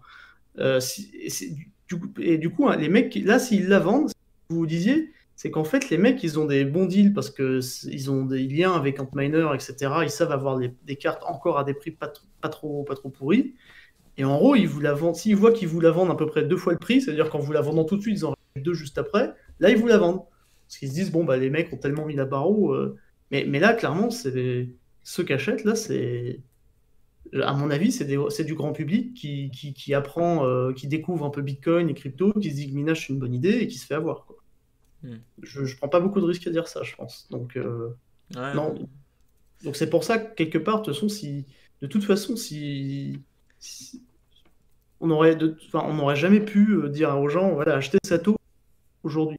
Les cartes, là, on est coincé avec ça. Donc, Et du coup, ça pas de regret de sortir Sato et tout ça en boule et pas en bear? Parce qu'en bear, t'aurais pu justement tout de suite mettre un produit qui aurait été montré comme étant très rentable très rapidement après. Tu vois ce que je veux dire? Je pense en termes d'entrepreneur là. Finalement, louper un peu le cycle. Est-ce que pour toi c'est bien, c'est pas bien? Je me Non, pose la en fait, il question. n'y a pas de. En fait, dans notre cas, à un moment, enfin, déjà, il faut savoir à qui tu t'adresses. Effectivement, comme on s'adresse à des bitcoiners qui ont quand même des gens qui savent déjà à peu près ce qu'est Bitcoin, qui du coup, savent déjà que sur le long terme, pour eux, ça a de la valeur. Donc, ils déjà peuvent comprendre un peu le Ouais. fait qu'ils achètent maintenant et qu'ils ont les cartes après, c'est pas grave. Ou qu'ils s'ils se mettent à miner que dans 6 mois, 9 mois, c'est encore bon, quoi. Mais clairement, oui, des gens qui veulent tout de suite maintenant miner, ils peuvent être super déçus et pas comprendre et dire bah non, je passe. Sauf que bon, nous, pour le moment, on est obligé de faire ça à chaque fois. C'est-à-dire qu'on va vendre par paquet. Je sais pas quand va être la prochaine, mais pour le moment, on peut pas encore dire ah, on a un stock et puis allez-y. Et vous regardez tous les mineurs, ils font pareil en plus en ce moment. Donc ils vendent et puis c'est pour une livraison dans plus tard. Là, pour le coup, la raison, c'est pas parce qu'ils sont. Pas parce que c'est plus intéressant. Enfin, en niveau trésorerie, c'est forcément intéressant, mais il y a aussi des raisons qui font que eux, faut qu'ils se placent dans des carnets de commandes, des gros fondeurs de puces. Il faut qu'ils se mettent à côté d'Apple pour ses MacBooks, ses iPhones, de PS5. Donc tu vois, en fait, eux, ils peuvent pas comme ça faire un stock de puces, quoi. Ce qui est intéressant d'ailleurs, parce que donc ce que tu dis, ce que j'essaie souvent d'expliquer aux gens, j'ai pas fait de vidéo dessus. Souvent on me dit ah on va faire une 51%, les États vont se mettre à détruire Bitcoin, ils vont miner plus que tout le monde. Là clairement on arrive à ce que tu dis, c'est qu'il y a un problème à un moment quand tu veux qu'un État se mette à miner à l'infini du Bitcoin, il aura pas toutes les cartes. C'est compliqué de réussir du jour Ouais. au lendemain sortir 1 milliard de cartes pour foutre toutes les centrales nucléaires d'un pays à dire bon on détruit Ouais. Bitcoin, mais d'où tu sors tes cartes? Ah non, mais c'est ça. En fait, c'est ça et ça, c'est une force du proof of work quelque part. C'est qu'à un moment, il faut sortir des cartes de terre, quoi. Et enfin, entre guillemets. Et ça, c'est là, t'es attaché au physique, au monde physique, qui est un peu lent en fait par rapport au monde virtuel, quoi, au monde de l'information. Donc clairement, oui, tu peux pas dire. Puis t'imagines un État qui voudrait commander, en gros, enfin, en gros, ce qu'il faudrait, c'est que l'État il commande plus que les autres pour qu'il les rattrape, parce que sinon il n'y arrive pas. Si les autres commandent plus de cartes que lui, eh ben il a des cartes, mais les autres en ont encore plus. Tu vois ce que je veux dire? Euh, Donc il faudrait qu'il en commande plus. Et là, ça se verrait en fait. Tu pourrais pas être discret à faire ça. Parce que normalement, les mineurs, c'est quand même pas mal c'est encore pas mal d'acteurs, quoi, qui se partagent les commandes. Donc ça se verrait en fait. Tous ils se diraient, mais attends, tu l'as eu le mail machin? Bah non, toi, t'en as? Non, tu vois, et vraiment, ça parlerait en fait. Tout le monde verrait qu'il y a un acheteur euh, qui a une taille complètement anormale, tu vois. Donc en plus, ouais. ce serait visible. Ça peut pas pour moi, ça peut pas se faire. Bon, après, bon, si, t'as toujours le scénario où les mecs ils ciblent le truc en gros. Ils font genre qu'ils sont. Tu vois, qu'il y a plusieurs acheteurs et tout. Ouais, enfin, c'est quand même. Et bon. Ça me Et paraît puis ça compliqué. demande du temps. Enfin, tu vois, c'est. Ouais, L'investissement, du temps peut être pris, justifié derrière. Ouais. ouais, c'est ça. Euh, C'est pas impossible, mais. on parle surtout. Attends, je vois si le chat il dit pas un truc intéressant. Pop, pop, pop. Ouais, on parle surtout des prix. J'ai une question pour toi, parce que c'est une question que je vais avoir et que j'ai très souvent, hein. Souvent on me dit, bah ouais, mais Bitcoin ça pollue, c'est un monstre écologique. J'aimerais bien que tu me donnes ta version, ta réponse, ta short réponse que tu donnes en soirée à ta famille, à tes proches, de je suis le gars qui vient de voir, mais Bitcoin c'est un désastre écologique, c'est pour ça qu'il faut le détruire ou ça peut pas marcher. Qu'est-ce que t'en penses? Comment tu réponds en 3 5 minutes, tu vois? Est-ce que ça te dérange pas de me faire ça? Non, non, non. Bah, après, moi, tu vois, ça fait 3 ans. Enfin, ouais, ça fait. Ouais, c'est ça, ça fait 3 ans, si tu veux, que je suis né là-dedans, donc forcément, ma réponse, ma vraie réponse, bah, pour moi, mon argument, je le considère intéressant et fort, c'est de dire qu'en fait, depuis le début, quand on minait, on sait depuis le début que quand on mine, on met un watt d'électricité et on récupère en gros l'équivalent d'un watt en Bitcoin, mais aussi l'équivalent d'un watt en chaleur. Un truc que j'explique dans un article que j'ai fait là, il n'y a pas longtemps, c'est qu'en gros, c'est une drôle d'équation, mais où en gros, quand tu mets un watt d'électricité, tu as l'équivalent à un watt en valeur de Bitcoin et sur cet instant, et un watt de chaleur. Et pour moi, depuis le début, en fait, cette chaleur, elle a une valeur marchande, et en gros, pour le moment, les mineurs ne l'exploitent pas. Parce qu'ils n'en ont pas besoin, en fait. Ils sont rentables sans. Et la chaleur, c'est chiant à transporter la chaleur. C'est pour ça que pour nous, le seul moyen de l'exploiter bien, c'est tout de suite la dépenser. C'est-à-dire qu'en fait, tu produis de la chaleur et hop, tu la dépenses, donc la maison, par exemple. Bref. Et donc, tu as ça déjà. Donc, il y avait déjà cette anomalie, entre guillemets, de chaleur qui n'est pas exploitée économiquement. Et derrière, le minage, qui est en fait un truc où tout le monde peut participer. C'est très. Enfin, il n'y a pas de. Il y a pas de. Il y a pas de. C'est permissionless totalement. Et c'est en fait hyper compétitif. C'est-à-dire qu'en fait, le minage, il faut savoir que à terme, les marges d'un mineur, techniquement, voilà, ça, je vous rassure, c'est pas du jour au lendemain. Mais techniquement, plus on avance, plus justement les moyennes. Parce que il suffit qu'il y ait un gars qui se dise, ouais, mais moi c'est pas grave, je m'en fous d'avoir un peu moins d'argent que vous. Ça me suffit, enfin, je vais un tout petit peu, moi ça me suffit. Bah, il va brancher une machine et du coup entre guillemets, il va niquer tout le monde, quoi.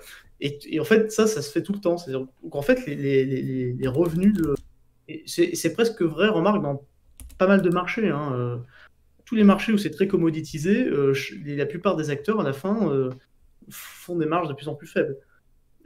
Et donc du coup, voilà, donc, tout ça pour dire que de base, les mineurs, ça fait de moins en moins de marge quand même. Et du coup, certains doivent tirer leur épingle du jeu. Et donc, ça veut dire que plus on avance, plus chaque avantage va compter, quoi. Et donc typiquement, je veux dire, la chaleur, on s'en fout, on la jette et on chauffe dehors. Pour moi, c'est un truc qui, à terme, va se résoudre, en fait.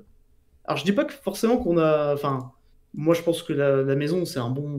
Entre guillemets, c'est un bon pari et c'est logique. Et en plus, ça vient un peu de notre histoire, de nous, là où on vient.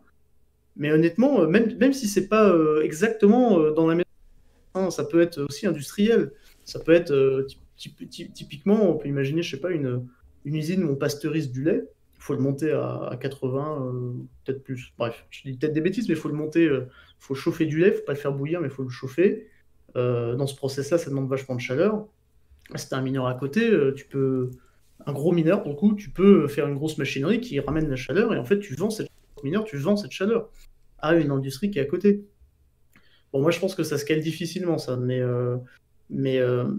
voilà, à un moment, pour moi, ça doit forcément arriver. Dès le début, dès le premier bloc, finalement, c'était déjà écrit, entre guillemets, faut juste être patient, et de toute façon, on va devoir récupérer. De toute façon, le minage est de plus en plus efficace aussi, hein. C'est-à-dire, on jette rien dans cette industrie, entre guillemets, de moins en moins, clairement. Enfin, sauf la chaleur jusque-là, mais clairement, on essaie de faire des algorithmes toujours plus forts, des puces toujours de plus en plus bonnes. Et puis sinon, après, je rejoins pas trop mal les arguments que donnent d'autres bitcoiners sur le fait que dans les faits, c'est effectivement ça sert de charge pour des énergies renouvelables, qui ont des problèmes parce qu'ils n'ont pas forcément des demandes toujours bonnes, ou alors pour des nouvelles centrales qui vont installer et qui n'ont pas encore des clients, qui peuvent pas encore facturer à des clients. Mais cet argument-là, il est intéressant, mais je trouve, enfin, je me pose toujours la question si c'est pas passager, quoi, si ça pourrait pas revenir, je sais pas, imagine un truc. Bah, typiquement, tu vois, il y a pas longtemps, le baril de pétrole, tu sais, il a été négatif. Bon, c'était une grosse anomalie. Ouais, je sais bien. Alors moi, je me suis dit, mais attends, enfin voilà, un mineur, en fait, pour que ça tourne, enfin, pour que les mineurs en général se fixent sur un modèle, ils prendront quand même le plus rentable, quoi. Moi, je me suis dit, si ça se trouve, on va partir full pétrole, tu vois. Bon, ça s'est pas passé comme ça. Mais même si ça aurait fait ça, à un moment, il y aura tellement qui aurait fait full pétrole qu'à un moment, enfin, ça aurait pas tenu, quoi. Enfin, il y a un moment, il aurait fallu qu'ils utilisent cette chaleur. Enfin bon. C'est vraiment l'argument de la chaleur, toi. Ouais, bah, mais après, c'est normal aussi. Enfin, vu ce que je fais. Non, mais c'est intéressant parce qu'on l'entend pas souvent cet argument. Encore, enfin, je suis d'accord que les énergies renouvelables, un boom vert, Ouais. le fait que les Fiat dépensent énormément d'énergie, parce que finalement ça prône à la surconsommation et notre système monétaire et. Entre guillemets, je les rejoins en général, pas à 100%, mais je les rejoins en général. Mais du coup, j'en profite pour donner le mien qui est je sais justement un peu plus étrange. Parce que si tu dis on fait la chaleur, tout le monde va te dire bah ouais, montre-nous un exemple concret, quoi. Et c'est pour ça, c'est un des trucs que je montre, c'est que le résidentiel, la demande de chaleur en résidentiel, j'ai calculé, j'ai regardé avec des chiffres sourcés, je le reprends rapidement. C'est 100 fois supérieur à la consommation actuelle du Bitcoin. Donc il y a encore pas mal de marge en gros. Et là, je te parle juste du chauffage et eau chaude. Mais il faut savoir qu'en fait, là, tu peux aussi faire de la clim. Bon, après, est-ce que la clim c'est écologique, c'est une autre question. Mais tu peux faire de la clim à partir de la chaleur. C'est un procédé pas très courant. C'est ce qu'on appelle faire du froid thermochimique. Mais on peut largement le faire. Et nous, c'est un des trucs. Enfin, il y a un moment, on a fait pas mal de R&D pour l'Asie, par exemple. Parce que clairement, le marché asiatique, il y a beaucoup d'endroits pour y être allé quelques fois. Eux, ils n'ont pas de problème de chaleur. Mais par contre, la clim, ça tourne. Et là, c'est toute l'année. Tout ce qui est équatorial, des trucs comme Singapour, c'est 38 degrés, 100% d'humidité toute l'année. Il n'y a pas de saison. Clim à fond tout le temps. Donc clairement, si les mecs ils minaient pendant qu'ils faisaient tourner leur truc, bah ils seraient contents. Et pour le minage, finalement, ça ne polluerait pas plus que la clim du coup, quoi. Ça viendrait se greffer dedans. Je sais pas si c'est clair. Non, c'est très clair et c'est super. C'est super que tu apportes un nouveau point de vue et ce sera top pour tous les viewers. Je pense avoir trouvé ton article. C'était bien lui, hein? Ouais. Non, il y a ton nom de famille, hein, j'espère que tu me pardonnes. De toute façon, tu avais décidé de le mettre. Voilà, et c'est là le graphe que tu nous parlais. Je l'avais vu, c'est pour ça que je le cherchais. Par rapport à la rentabilité des mineurs. que tu nous expliquais. Et c'est vrai que je suis d'accord avec toi, c'est une industrie qui, à long terme, ira à une nette profitabilité de zéro. Enfin, Ouais, tout le monde sera prêt à mettre son centime un petit peu moins cher. Et c'est tellement compétitif, tellement compliqué avec justement la difficulté que qu'en effet il y aura de moins en moins de profitabilité. Ce qui fait d'ailleurs peur parce que tu peux te dire que alors ou tu as peut-être raison et finalement il y aurait des mineurs partout parce que finalement tout le monde en aura un intérêt à exploiter cette technologie et cet avantage qu'on a créé qui est de réussir à créer de l'argent à travers l'énergie quoi. Ou est-ce qu'au contraire, ça va pas se centraliser sur des très très grands acteurs qui ont le pouvoir d'acheter plus d'I6, le pouvoir de s'implanter à des endroits où on pourrait pas, comme tu sais, des centrales, payées par l'État ou pas, ou des centrales, les construire littéralement dans des zones propices au minage. Tu vois, ça c'est encore deux points de vue de l'industrie pour un futur potentiel où je suis toujours un peu en discussion avec moi-même. Je sais pas si ça a du non, sens déjà ce justement, que j'ai dit. parce que justement, en fait, tu vas toujours. En fait, quand tu fais comme ça, les mineurs, en fait, plus ils centralisent, en plus, faut pas croire, plus, et là, actuellement, il y en a plein qui le savent, qui en font des frais, plus ils ont des emmerdes, en fait, parce qu'au niveau politique, déjà, c'est mal vu. Et en fait, il y a plein d'inefficiences que tu n'as pas dans, entre guillemets, dans le business plan de base. C'est-à-dire qu'en fait, il y a plein de mineurs qui se mettent dans des endroits pour avoir de l'électricité pas chère, mais souvent, c'est pas n'importe quel endroit, si tu veux. C'est des endroits où il faut soudoyer des mecs au niveau local. Et Ouais. petit à petit, ils demandent plus, tu vois. Donc, sur le moment, tu es rentable, et puis les gens demandent plus. Et puis après, tu as le village d'à côté qui gueule, qui dit que c'est dégueulasse, qui a des coupures d'électricité, ils disent évidemment c'est la faute des mineurs. Donc en fait, quand tu es gros, tu es une cible en fait. Et tu peux être une cible même gouvernementale, au pire même. En fait, il y a un risque énorme. Tu as un risque d'incendie, par exemple. Alors évidemment, ils peuvent assurer, mais l'assurance coûte très cher. Et donc du coup, mine de rien, entre ça et en fait tout le monde, un gros industriel qui fait des ballons, parce qu'actuellement les industriels qui font des ballons, c'est un produit de mass market les ballons.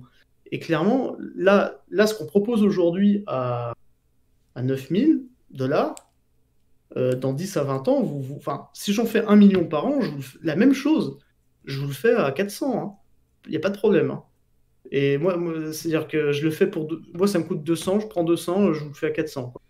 Vraiment. C'est un ballon d'eau chaude, aujourd'hui, ça coûte.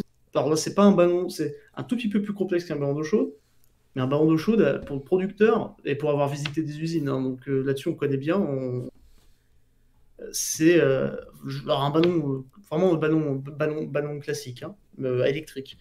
Mais ça lui coûte à 80 € à faire. Et dans les premiers prix. Et après, il va vous le vendre à 200, 300. Puis après, le truc assez vicieux, c'est que dès que l'État fait une aide, en fait, vous dites, OK, c'est cool, mais en fait, ce qui se passe, c'est qu'ils montent leur prix en fonction de l'aide qu'ils reçoivent. Ouais, ça c'est dans toutes En les fait, industries et j'en voilà, suis. là, je vous dis, parce que, même, enfin, clairement, forcément, forcément, en tant qu'industriel, c'est ce qui se passe à chaque fois, hein. Donc, tu leur dis, eh ben non, mais c'est parce que l'État ne peut pas se rendre compte du coût vraiment des choses. Donc, tu leur dis, mais non, regardez, moi, ça me coûte tant à faire, c'est faux. Et puis, du coup, bah, ils disent, OK, on vous donne tant d'aide. Et puis, en fait, c'est faux, en fait, ça leur va dans leur poche, quoi. Bref, après, ça, c'est un petit débat légèrement entier.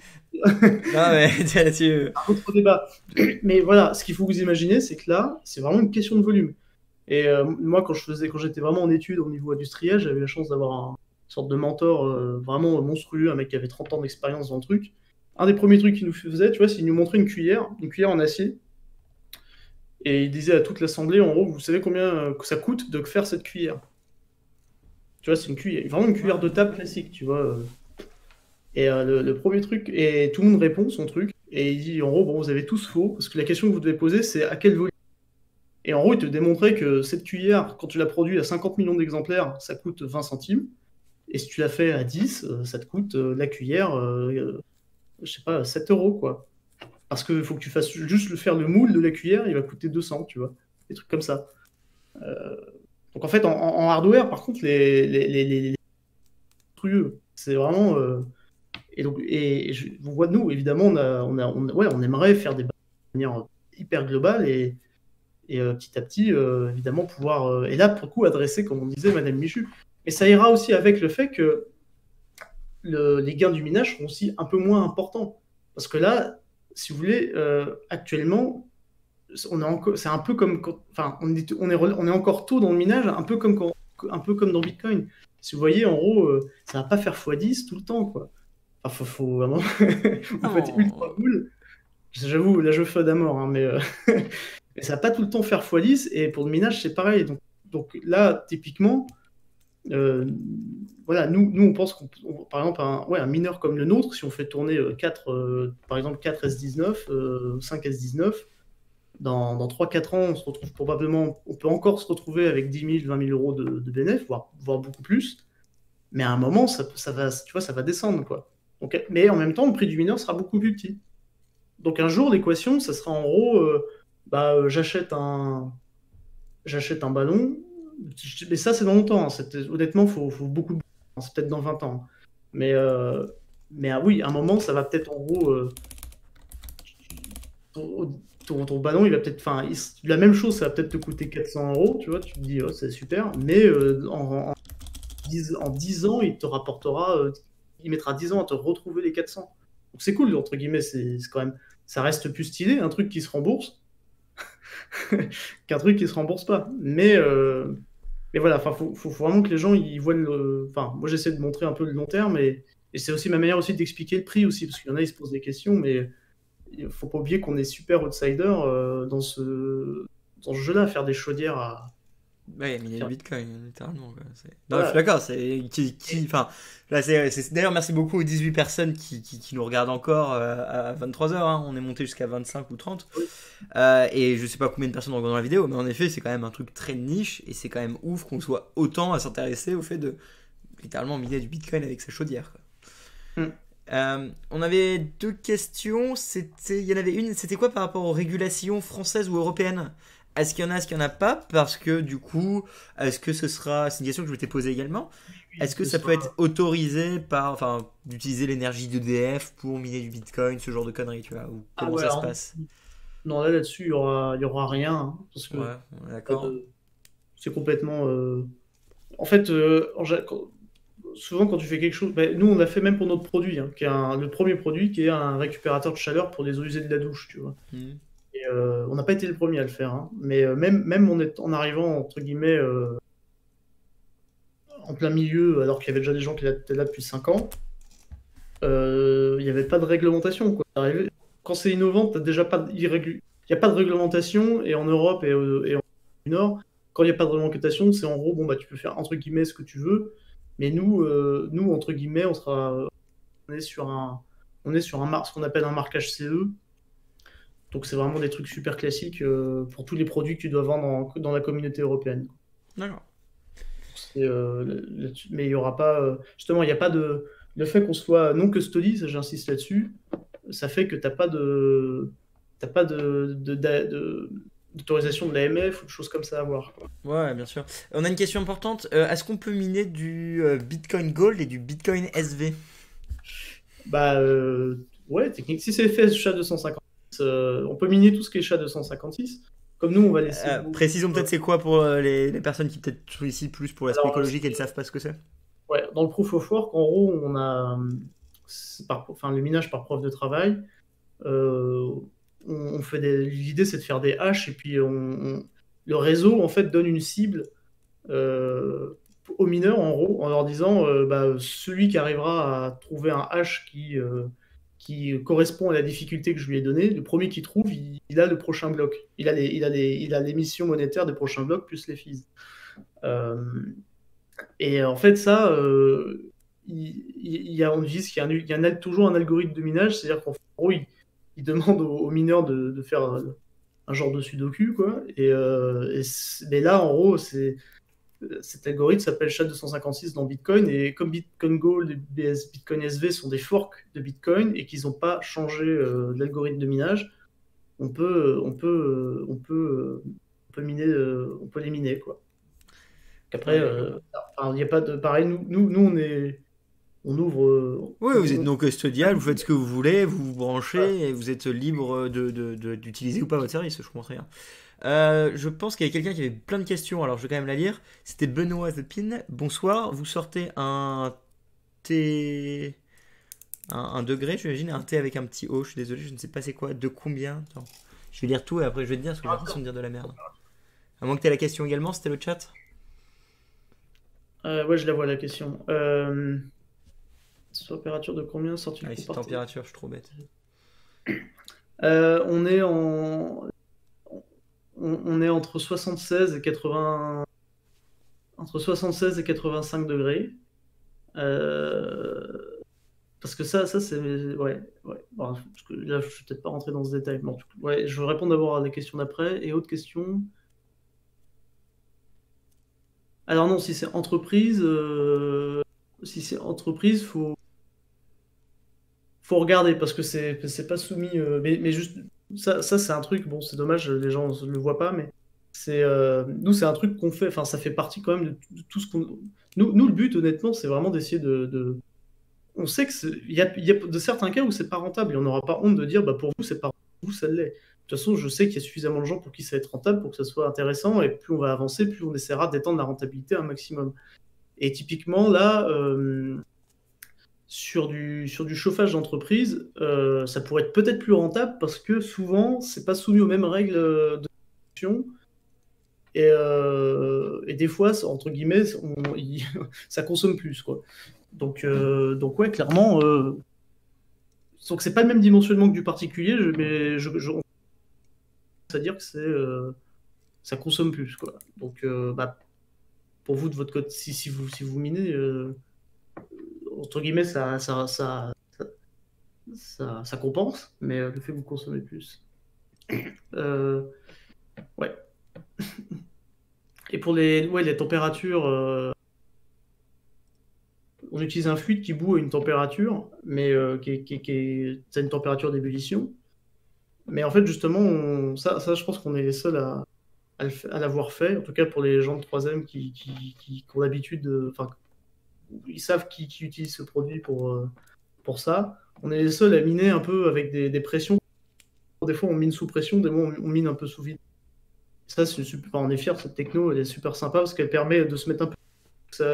Ça bout à une température plus faible. Et donc, du coup, ça démarre en gros la chaudière vachement. Et puis, une fois qu'elle démarre, par contre, la température d'ébullition monte et donc, du coup, on a un circuit qui est plus chaud et donc ça chauffe plus vite le ballon.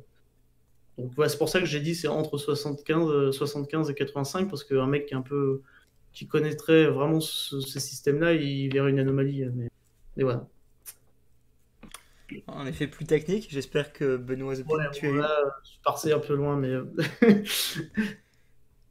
Encore faux. Les nains minent aussi la pression des bières. Non, mais ok, mais Niam, ok, mais Frédéric, je t'ai pisté. T'es pisté, Fred.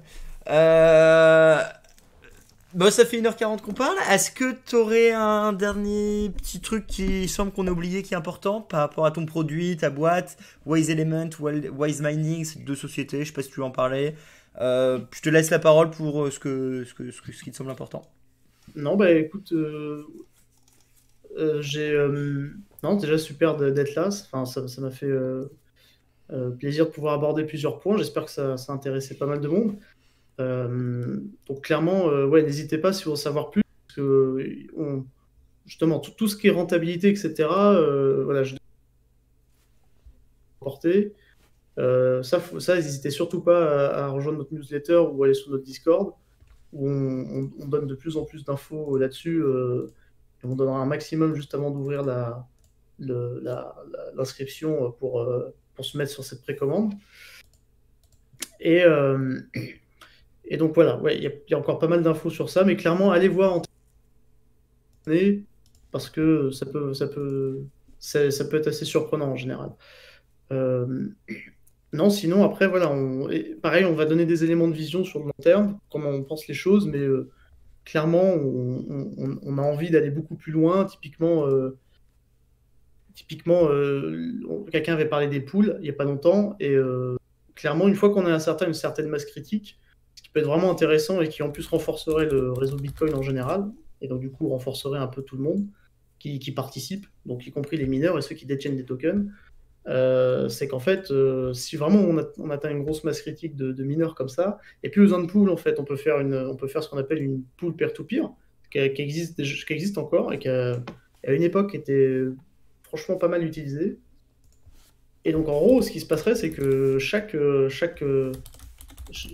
Sato serait un full node, ferait son propre bloc candidat et qui et qui en fait en pool, enfin ferait une pool mais pair à pair. Donc il y a même pas de serveur de pool qui serait attaquable. Tu vois, il y aurait personne à menacer pour lui dire vous réordonnez les blocs ou quoi que ce soit. Voilà, ça c'est pour ceux qui ont vraiment bien Bitcoiner et parce que c'est une question qu'on a souvent aussi, hein, la centralisation des pools. Ça pourrait être vraiment. Nous, clairement, on veut faire ça. Et en plus, bah, finalement, les poules, bon, ça prend un peu de pourcentage, quoi. Ça vous prend 1 à 2%, c'est dommage, quoi. Autant les garder, quoi. Donc, ouais, bien, ça, je voulais insister sur ça. Et sinon, non, sinon, n'hésitez surtout pas à nous rejoindre. Je réponds toujours aux questions. Il n'y a pas de souci sur le Discord.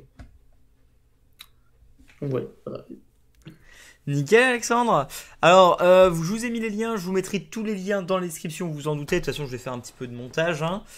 Pour le Discord, il est accessible sur leur site, wisemining.io. Vous pouvez vous abonner à la newsletter, je l'ai fait comme ça vous avez vu comment faire, c'est assez facile. Et il y a le Discord, je pense pas avoir la truc du Discord, mais il est plutôt clair, anglais, français, pas de souci là-dessus. Et en effet, tu réponds tout de suite parce que je t'ai contacté le premier ou le deuxième jour et tout de suite on a pu s'appeler pour discuter de ça. J'ai envie de te dire un grand merci pour être venu, ça fait vraiment plaisir. C'est ma première interview littéralement dans ma vie, c'est mon premier live avec quelqu'un, donc merci d'avoir participé.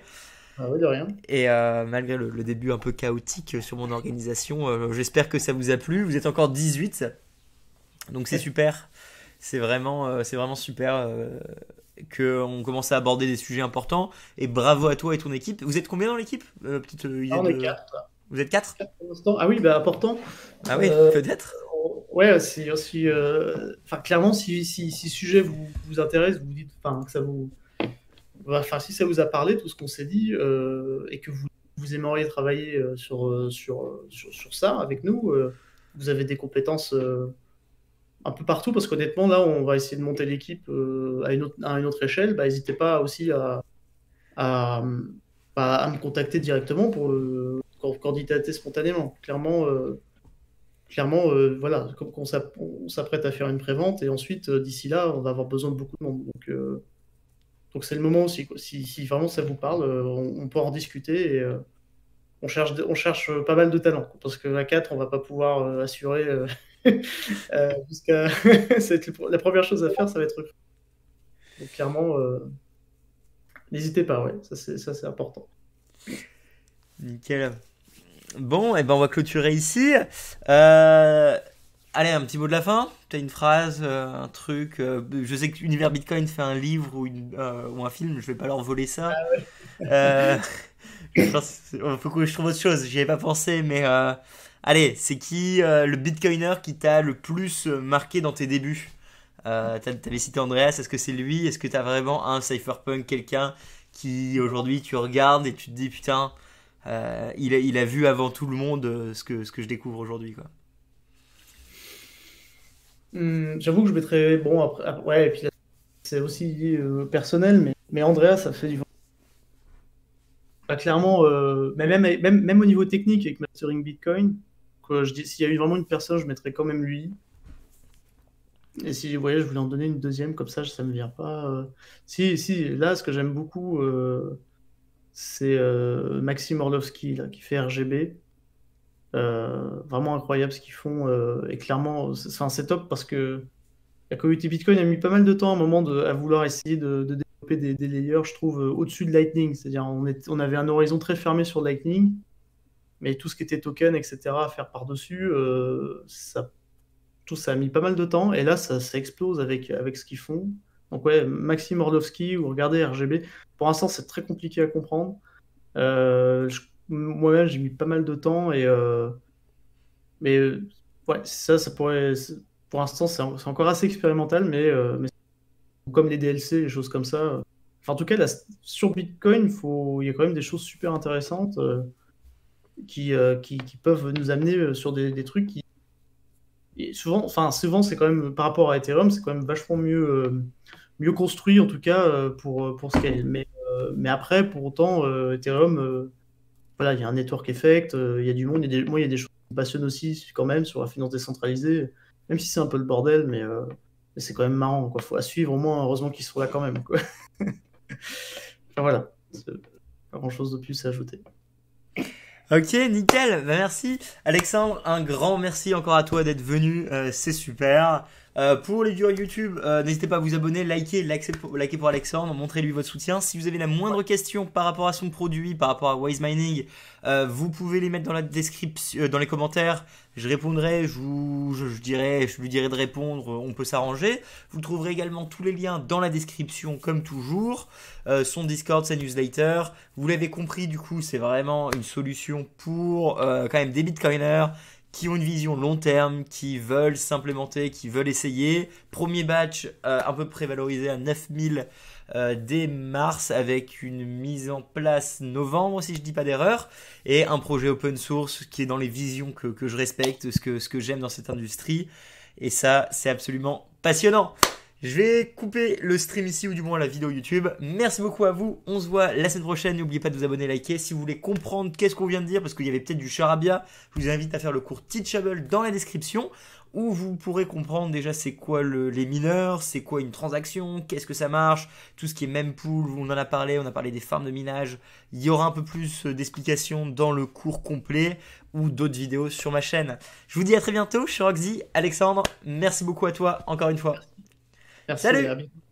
Salut. Tout le monde doit devoir faire un choix dans le futur. Adopter Bitcoin ou l'ignorer? Ça va être lequel le vôtre?